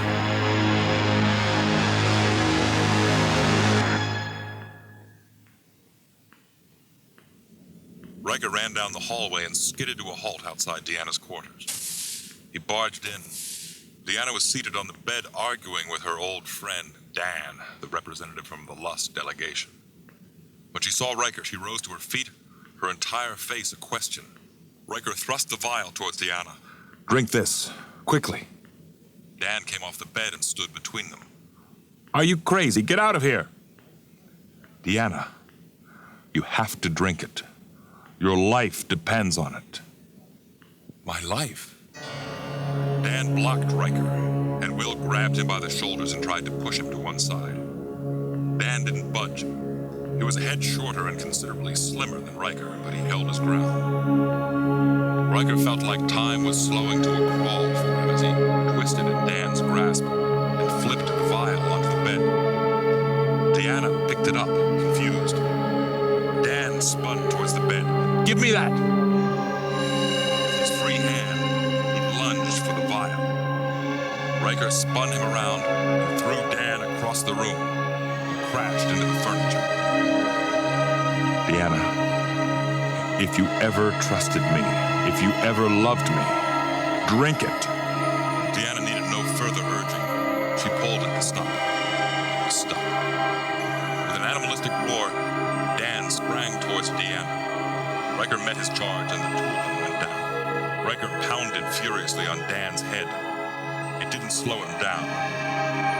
Deanna worked desperately at the stopper, kneading it with her fingers.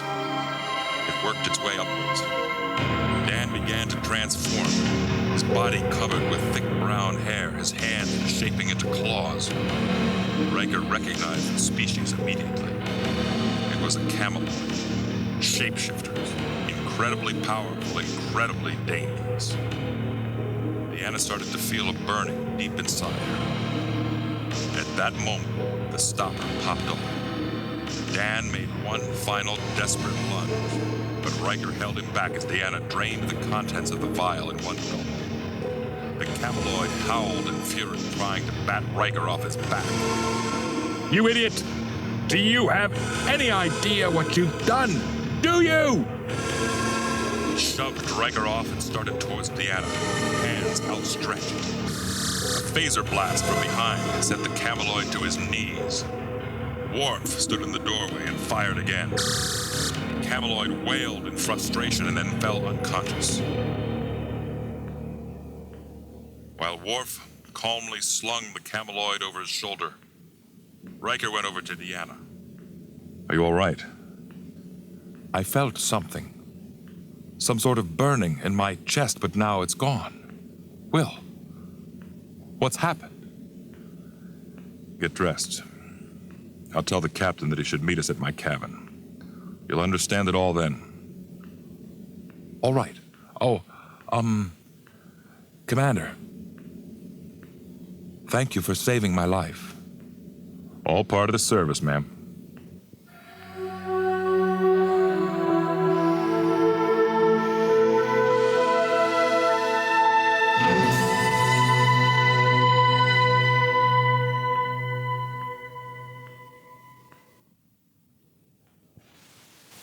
Admiral Will Riker was waiting in young Commander Riker's quarters.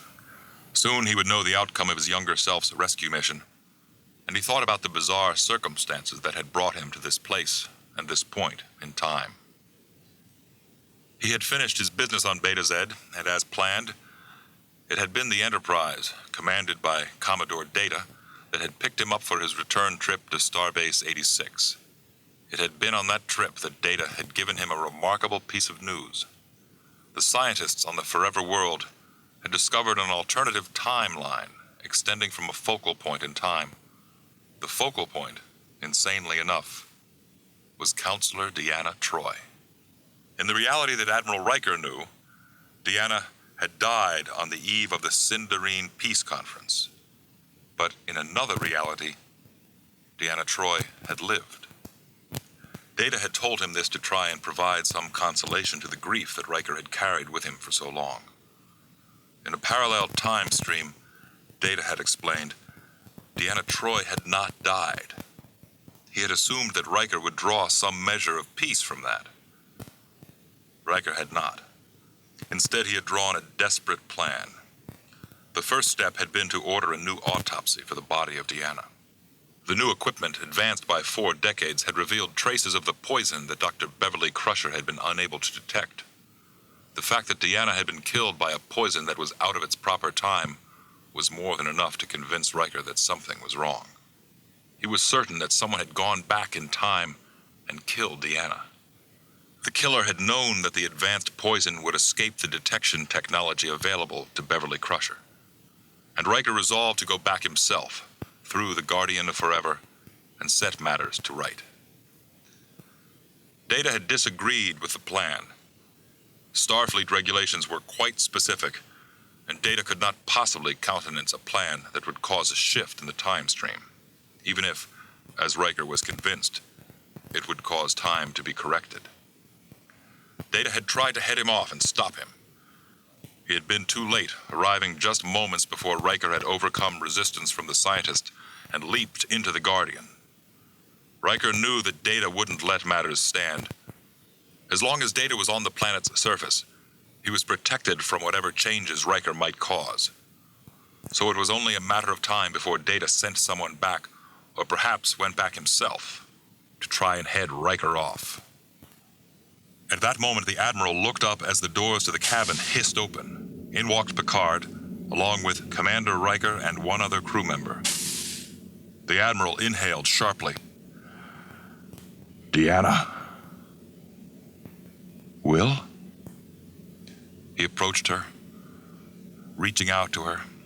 He brought his hands up to her face, hovered over it for an instant as if afraid to touch her. But then he did.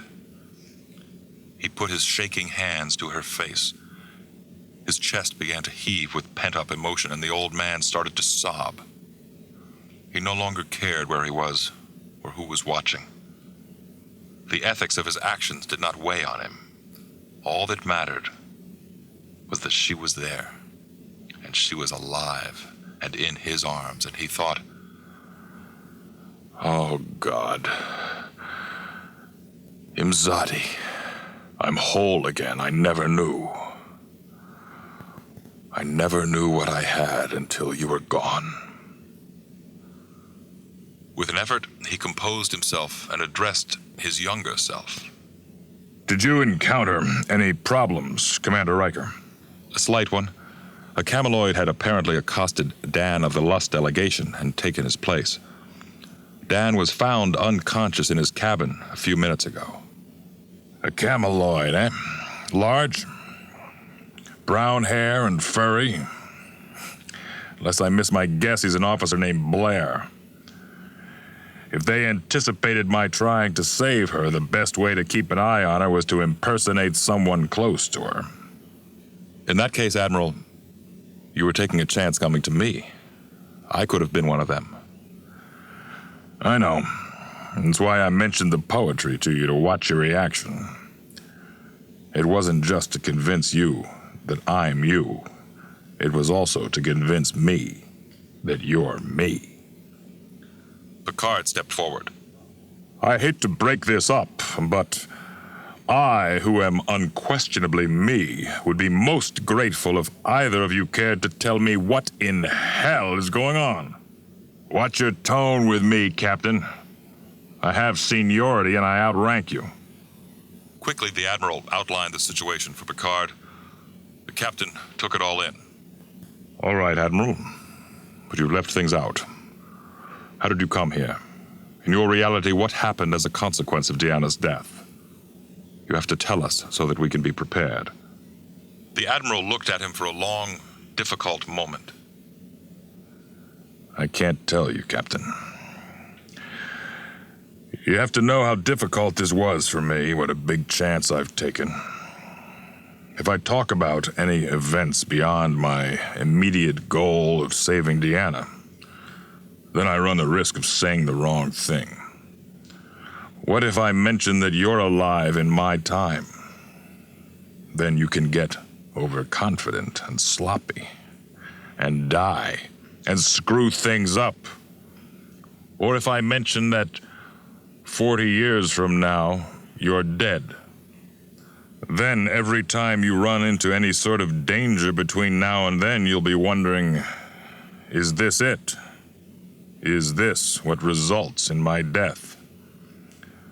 I'm sorry, Jean-Luc. Time is very malleable, and I'm just not going to mold the clay any further. All right, Admiral. I understand your position, and now you understand mine. You will stay confined to these quarters. I don't need a random time element gallivanting around my ship. Very well, Captain. I hope you can learn to live with your mistake. And you, Commander Riker? He slapped his younger self on the chest. You're an idiot. You're choosing the tidy, easy path with Deanna instead of the more difficult, but ultimately more rewarding path. You aren't even smart enough to know when you have a good thing. The Admiral made a noise of utter disgust and dropped down into a chair. Picard, Will, and Deanna Troi slowly backed out of the quarters, leaving the sullen Admiral to himself.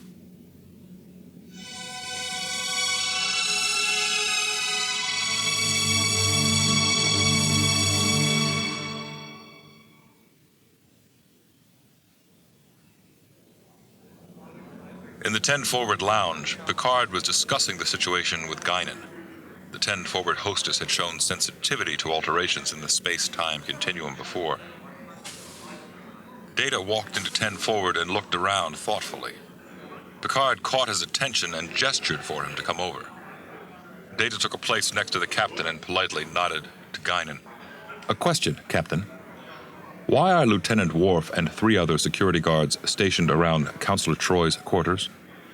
I will tell you, Data, and I will inform Commander Riker that you have been brought into our little circle of secrecy. But it is to go no further. Now, the official reason is that an unknown assailant, presently in the brig, made an attempt on the Counselor's life. That much is, in fact, true. However, it's quite a bit more involved than that. Data, however, knew precisely how involved it was. For this Data, who tilted his head thoughtfully and listened to the captain's description of his situation, already knew not only what had happened, but more. This Data had stepped through the Guardian of Forever. This Data had waylaid his younger version, who, of course, looked identical, and then deactivated him and left him in his cabin. This Data, no matter how difficult it was going to be for him on a personal level, had resolved that he had only one choice when it came to setting the time stream right. He was going to have to see to it personally that Counselor Deanna Troi died.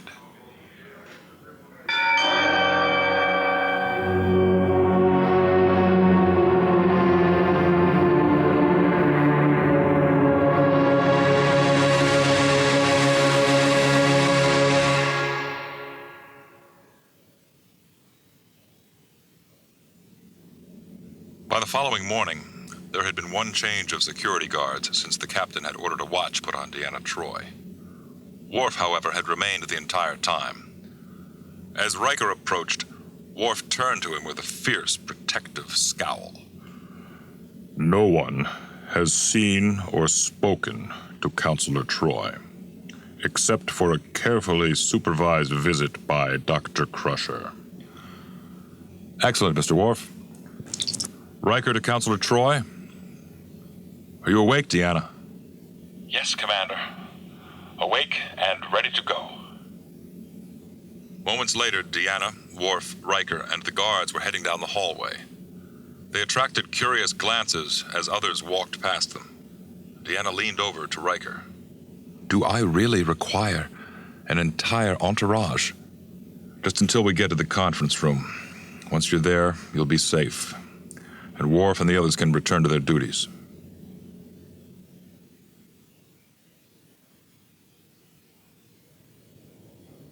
In the quarters of Commander Riker, Admiral William Riker crouched in a corner and pulled at the heel of his boot. He kept twisting it until it came clean off. Then he emptied its contents into his palm. Before leaving the Admiral sequestered in the cabin, Commander Riker had removed several weapons from his older self. But there was no way he could have noticed the ultra-miniature phaser that the Admiral had hidden in his boot heel. The Admiral prayed he had done the right thing holding back information. He knew his job wasn't finished, because if Deanna were out of danger, then the Guardian would have pulled him back to his own time. But that hadn't happened, which meant Deanna still wasn't in the clear. He had to get out. He went to the far wall. He knew that the officer in the adjoining cabin had already gone off to his morning duties, so this was definitely the preferred exit route. He held the phaser close to the wall, set it for a low and quiet setting, and fired. A pencil-thin beam of light emerged from the miniature phaser. The ship's security system did not recognize the futuristic phaser. Instead, it identified the weapon as the closest analog, namely a handheld arc welder. This was hardly a weapon, and therefore no security alert was required. Riker continued his work undisturbed.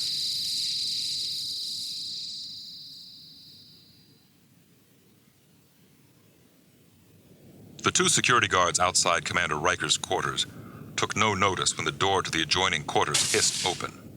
As a result, they never had a chance to react before the phaser beam, now set to stun, cut loose from the miniature weapon in the hand of Admiral Riker. Instantly, they both fell to the ground, unconscious. Admiral Riker grabbed them each by one wrist, backed up, and dragged them into the cabin from which he'd just exited.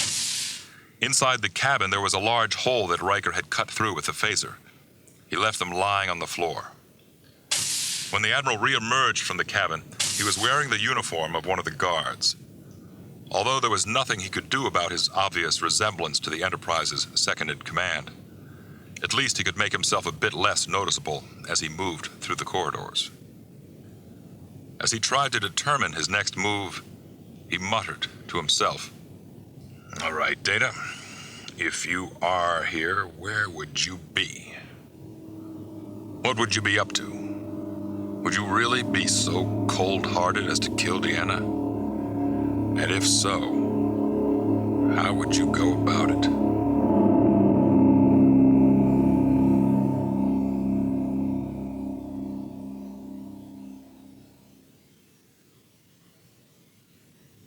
At the conference room, the Sindarine ambassadors Nitsi and Asa finally entered. Nitsi bowed slightly to the assemblage. "Our apologies. We were unaware that the switch had been made to this conference room." Asa was staring at Deanna Troi with a most peculiar expression on his face. And Deanna started to feel the first tickle to her mind of something. Something that she was starting to place. The vague feeling that she had encountered once before, when she had been captive, years ago, of a Sindarine raider.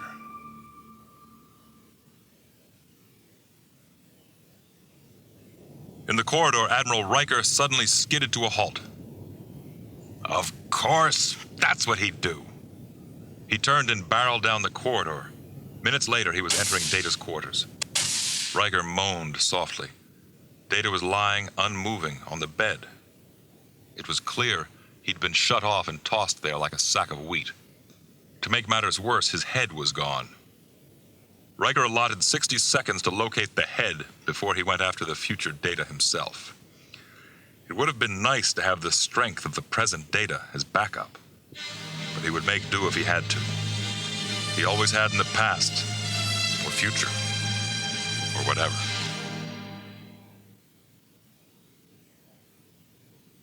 The door to the conference room hissed open and Data stepped in. Picard looked up as the android approached him. A private matter, Captain, for Counselor Troi.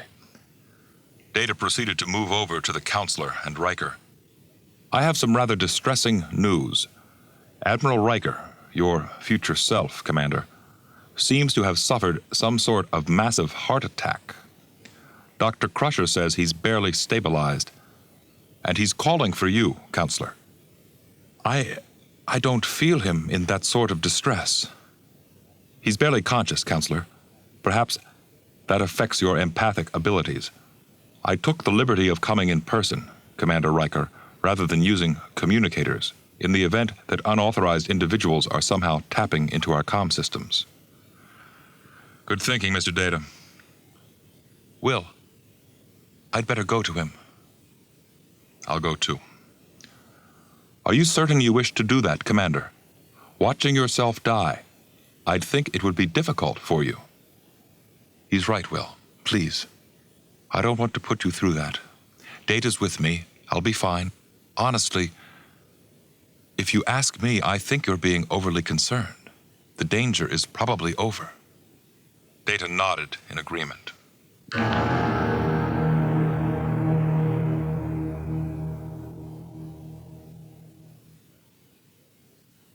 With 3 seconds to spare in his self-imposed countdown, Admiral Riker found Data's head.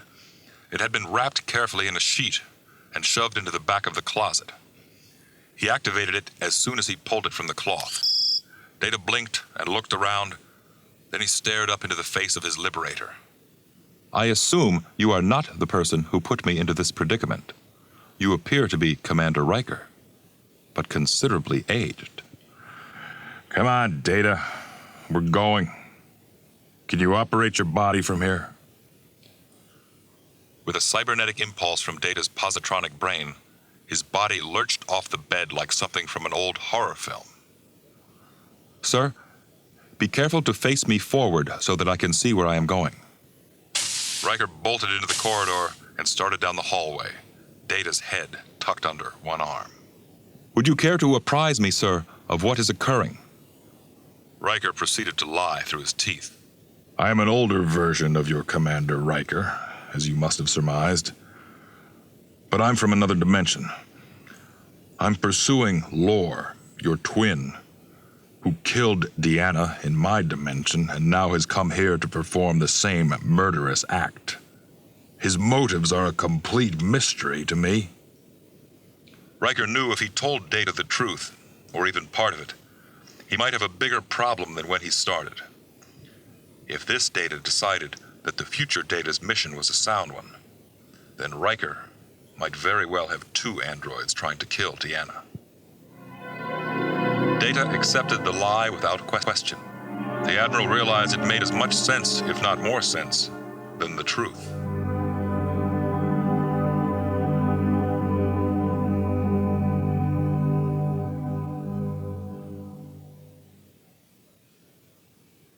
Commander Will Riker sat down again as Data and Troi walked out of the conference room. He turned to Picard. My future self is very ill. Data says he's calling for Deanna. She's going to him. Picard studied Riker to make sure that his second-in-command was dealing with this news, but Riker's face was inscrutable. In fact, he seemed lost in thought. Deanna Troi looked worriedly at Data as he stepped to one side when they emerged from the conference room. He gestured for her to go first. They started down the hallway. Data studied her long neck, trying to decide what would be the most painless method of disposing of her. For some reason, now that the moment would shortly be at hand, he felt reluctant, but his duty was clear. In the conference room, Riker suddenly jumped as if someone had jammed a rod into his back. Picard looked at him in surprise. Captain, Data said he's calling for her. I know, number one, you told me that. You don't understand, Captain. That's exactly what Data said. He's calling. He's, not he is. And he said it several times. He used contractions. But Data doesn't use... Immediately, both officers were on their feet, but Riker was nearer the exit. The ambassadors were babbling in utter confusion as Riker bolted out the door. He saw them, just turning the corner of the corridor. As if from a separation of years, he shouted after them. Deanna! It's a trap! Deanna spun around as Riker's words and his mind reached out to her and warned her. Data, aware that he had been found out, drew back his fist, and Deanna saw it just as she turned. He stepped forward and drove his fist straight toward her face. With a cry of alarm, Deanna dropped back. Data's fist whistled barely inches from her face and smashed into a wall, going in with such force that it penetrated up to his elbow. Picard came from nowhere, hurtling through the air and grabbing Data from behind. Data lifted Picard completely off his feet and was about to hurl him when Commander Riker plowed into the android, cackling him around the legs. It knocked the android off balance and he lost his grip on Picard, who tumbled down on top of him. The ambassadors who had come running from the conference room were all shouting at once. Data was turning his attention to Deanna. Riker, indomitable, was grabbing at Data's leg, trying to slow him down. Picard, using the wall for support, was pulling himself to his feet. Everywhere there was confusion, chaos, raw emotions running rampant. And that was when Deanna pointed at the Sindarine delegation. They've been deceiving us. Time froze. Then, with amazing calm, Nitsi spoke. This is a lie! No, it's not a lie. Asa looked to Nitsi. Shut her up! Make her shut up! But Deanna continued. I sense that you want Data to succeed. You did not come here in good faith. I sense duplicity, lies, cheats. Anything to stall for time for the Sindarine. You hope to use these peace talks as stalling tactics to forestall your empire's collapse. And once you've received the Federation's help, you'll resume your thieving, warlike ways. This is madness! But Deanna ignored Nitsi's protests and instead whirled toward Asa. And you especially wanted me dead. You'd do anything to see me dead. You tried, didn't you? You tried to kill me. Put something in my drink at the reception. I sense your emotions. Homicidal, murderous. It took me time to punch through the Sindarine resistance. And you tried to get rid of me before I could. The air around them seemed to be shifting, coming to life somehow. There was a crackling of energy that seemed to come from nowhere. Asa howled. You empathic bitch, you've ruined everything! From his sleeve, Asa produced a small phaser, smaller than almost anyone had seen. He had a clear shot at Deanna. He wasn't going to miss. And suddenly, arcing through the air over Deanna's head, was a tumbling golden object. It struck Asa squarely in the chest, knocking him backward. The phaser shot went wide. The golden object skittered across the floor and rolled up to Deanna's feet. She looked down in astonishment at Data's face. I suggest, Counselor, that you duck. Deanna stood there, looking down in confusion. A second later, Data's body slammed into her from behind, knocking her to the floor next to Data's profusely apologizing head. His apologies were drowned out by the phaser beam that crackled over them. It enveloped Asa, staggering him. He screeched in protest. Admiral William T. Riker advanced on him, slowly, inexorably, the power blasting from his phaser. You're from my time, aren't you? That's the only place you could have gotten that weapon. You're from the time stream that had been, and will be again. A time stream in which the Sindarine's duplicity was revealed by Deanna, and their peace initiative turned down. It was the downfall of your race. So you decided to come back and change your race's history to your liking. Kill the woman who blew the whistle on them. And in one reality, you got away with it. But not in my reality, you murderer. Not in mine. Because you picked the wrong focal point. Around them, the scream of the phaser merged with the howling of the air, and Asa was knocked completely off his feet. He sagged to the floor, unconscious and helpless. And then the air around them was roaring with far-off winds that seemed to call from another time and place, from an infinity of maybes. A coruscating, sparkling whirlpool of color and light. Asa started to dematerialize, his very molecules being drawn into the vortex around them. Commander Riker lost his grip on Data, who was also starting to fade. Deanna whirled to face the Admiral. He, too, was being drawn off. The color seemed to be fading from him. He reached out to her. "Deanna!" Heedless of the danger to herself, Deanna Troi stretched out her hand to the man who had crossed decades, remodeled the universe, all for her. Her hand passed right through him as if he were a ghost, the ghost of things yet to come. She cried out to him, "I'm sorry. I tried to touch you one last time." He smiled, his body disappearing like the Cheshire Cat's. His voice sounded distant. "Don't be sorry, Deanna. Maybe it won't be the last time. Besides, who really cares about all this physical touching? Not young Deanna Troi. It's the spiritual that's important. That's forever." And then, with a final roar and burst of wind that swept over everyone in the corridor, he was gone.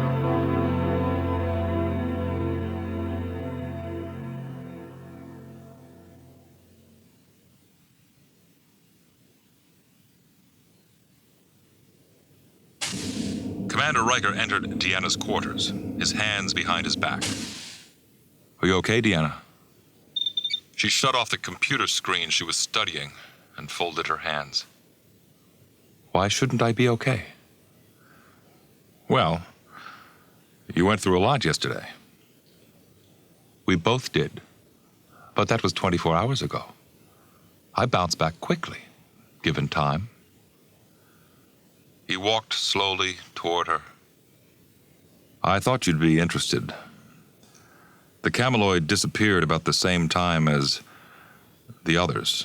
Oh, and the Sindarine ambassador has been sent packing.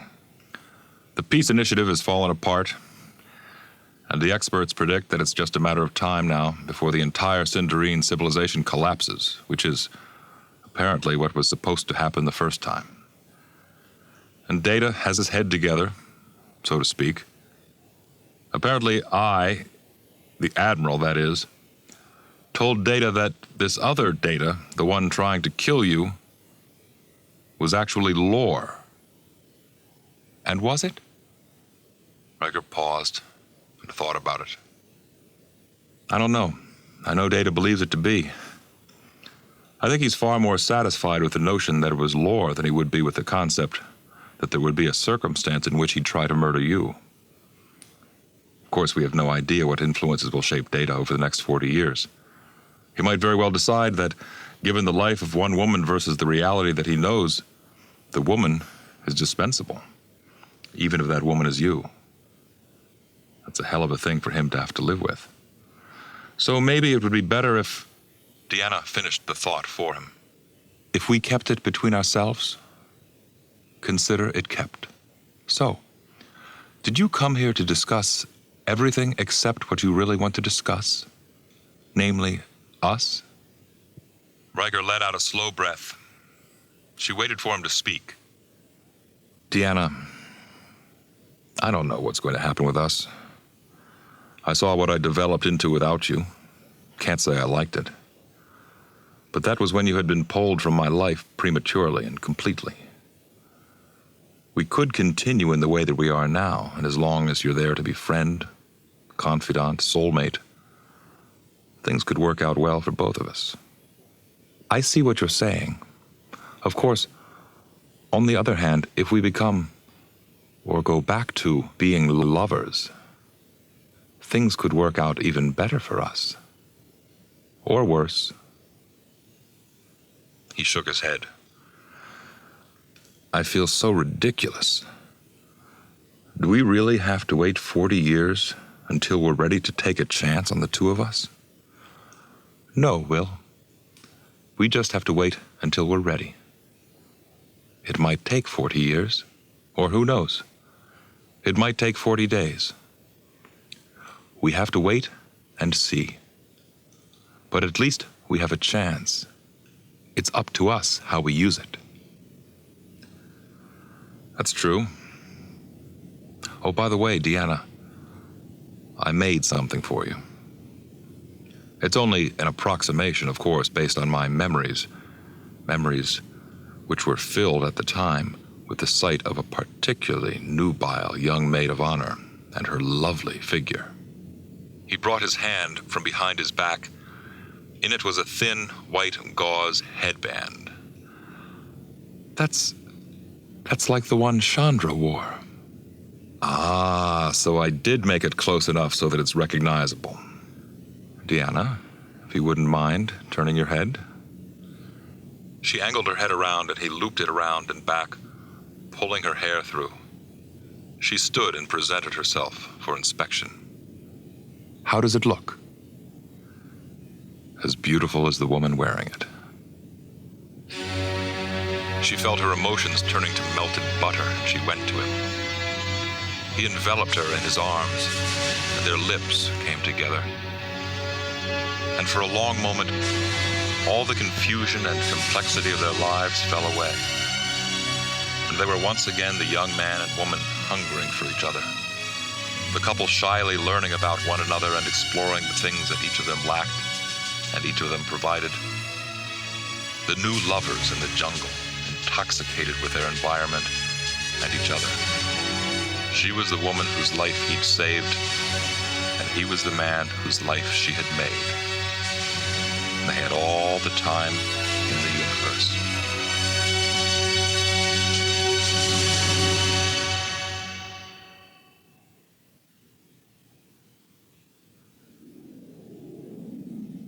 Mary Mack watched in astonishment as 4 people emerged from the swirling vortex of the Guardian of Forever. Admiral Riker, Commodore Data, Lieutenant Blair, and one more form that tumbled forward, clearly unconscious. She went to them and rolled the body over to get a better look and confirm what she thought. This is Marlock, the scientist I told you about, the one who vanished. We just thought he left the planet.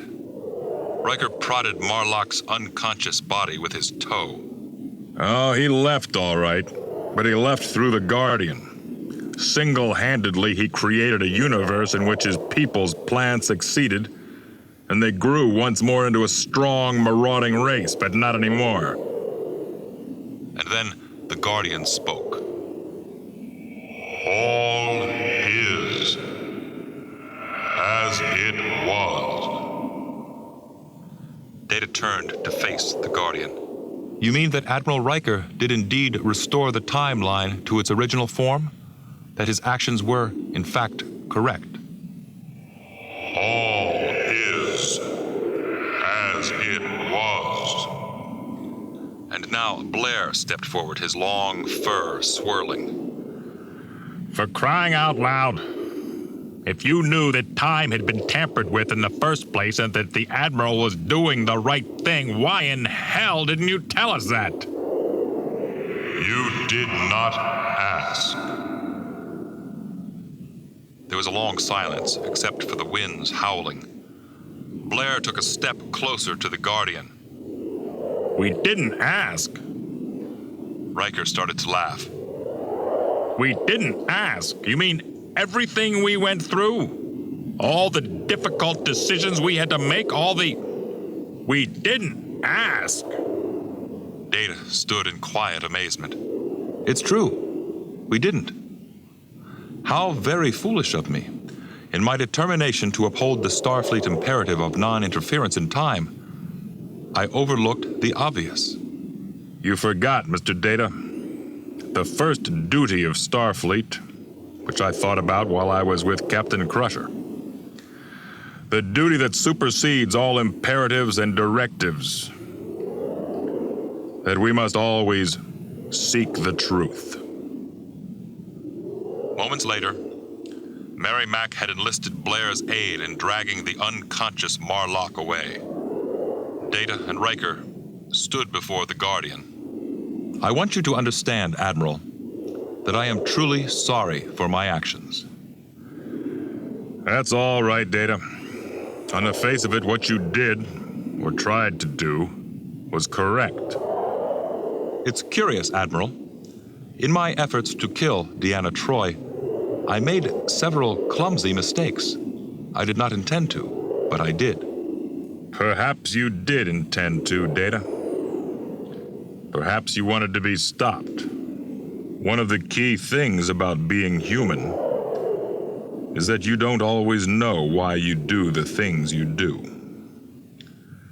The important thing is that it's all worked out for the best. Has it, Admiral? Consider, while we are on this planet, we are untouched by whatever changes might have been made by our reparations. When Marlock altered time, we, and our memories, simply altered with it.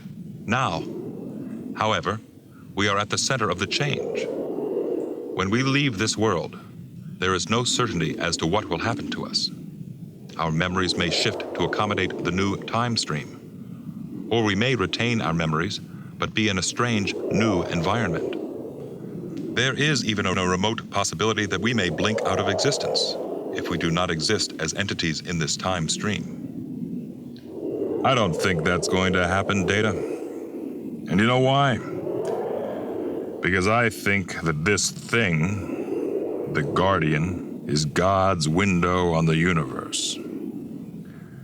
And I don't think God would have let us in through his window if he didn't intend for us to live in his house.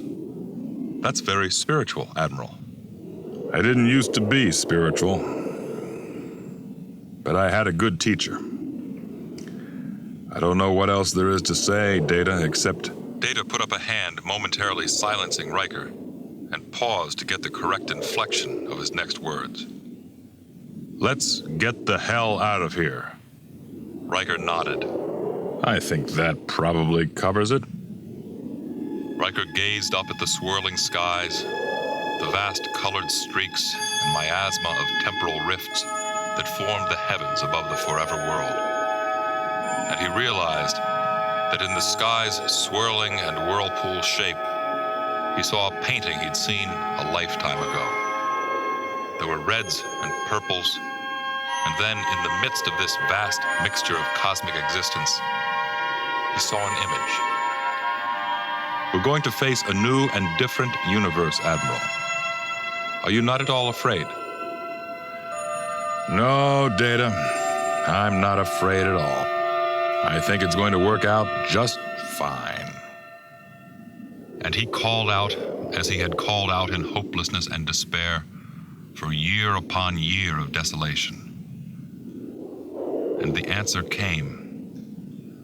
Whether it was from within him, or whether it came from somewhere out there in the galaxy, from someone who was the better part of all that he was, he couldn't be sure. But it was there just the same. Tears came to his eyes as he heard in his head the words that he'd waited half a lifetime to hear. Sweet and musical, in a voice filled with promise. Welcome home, Imzadi.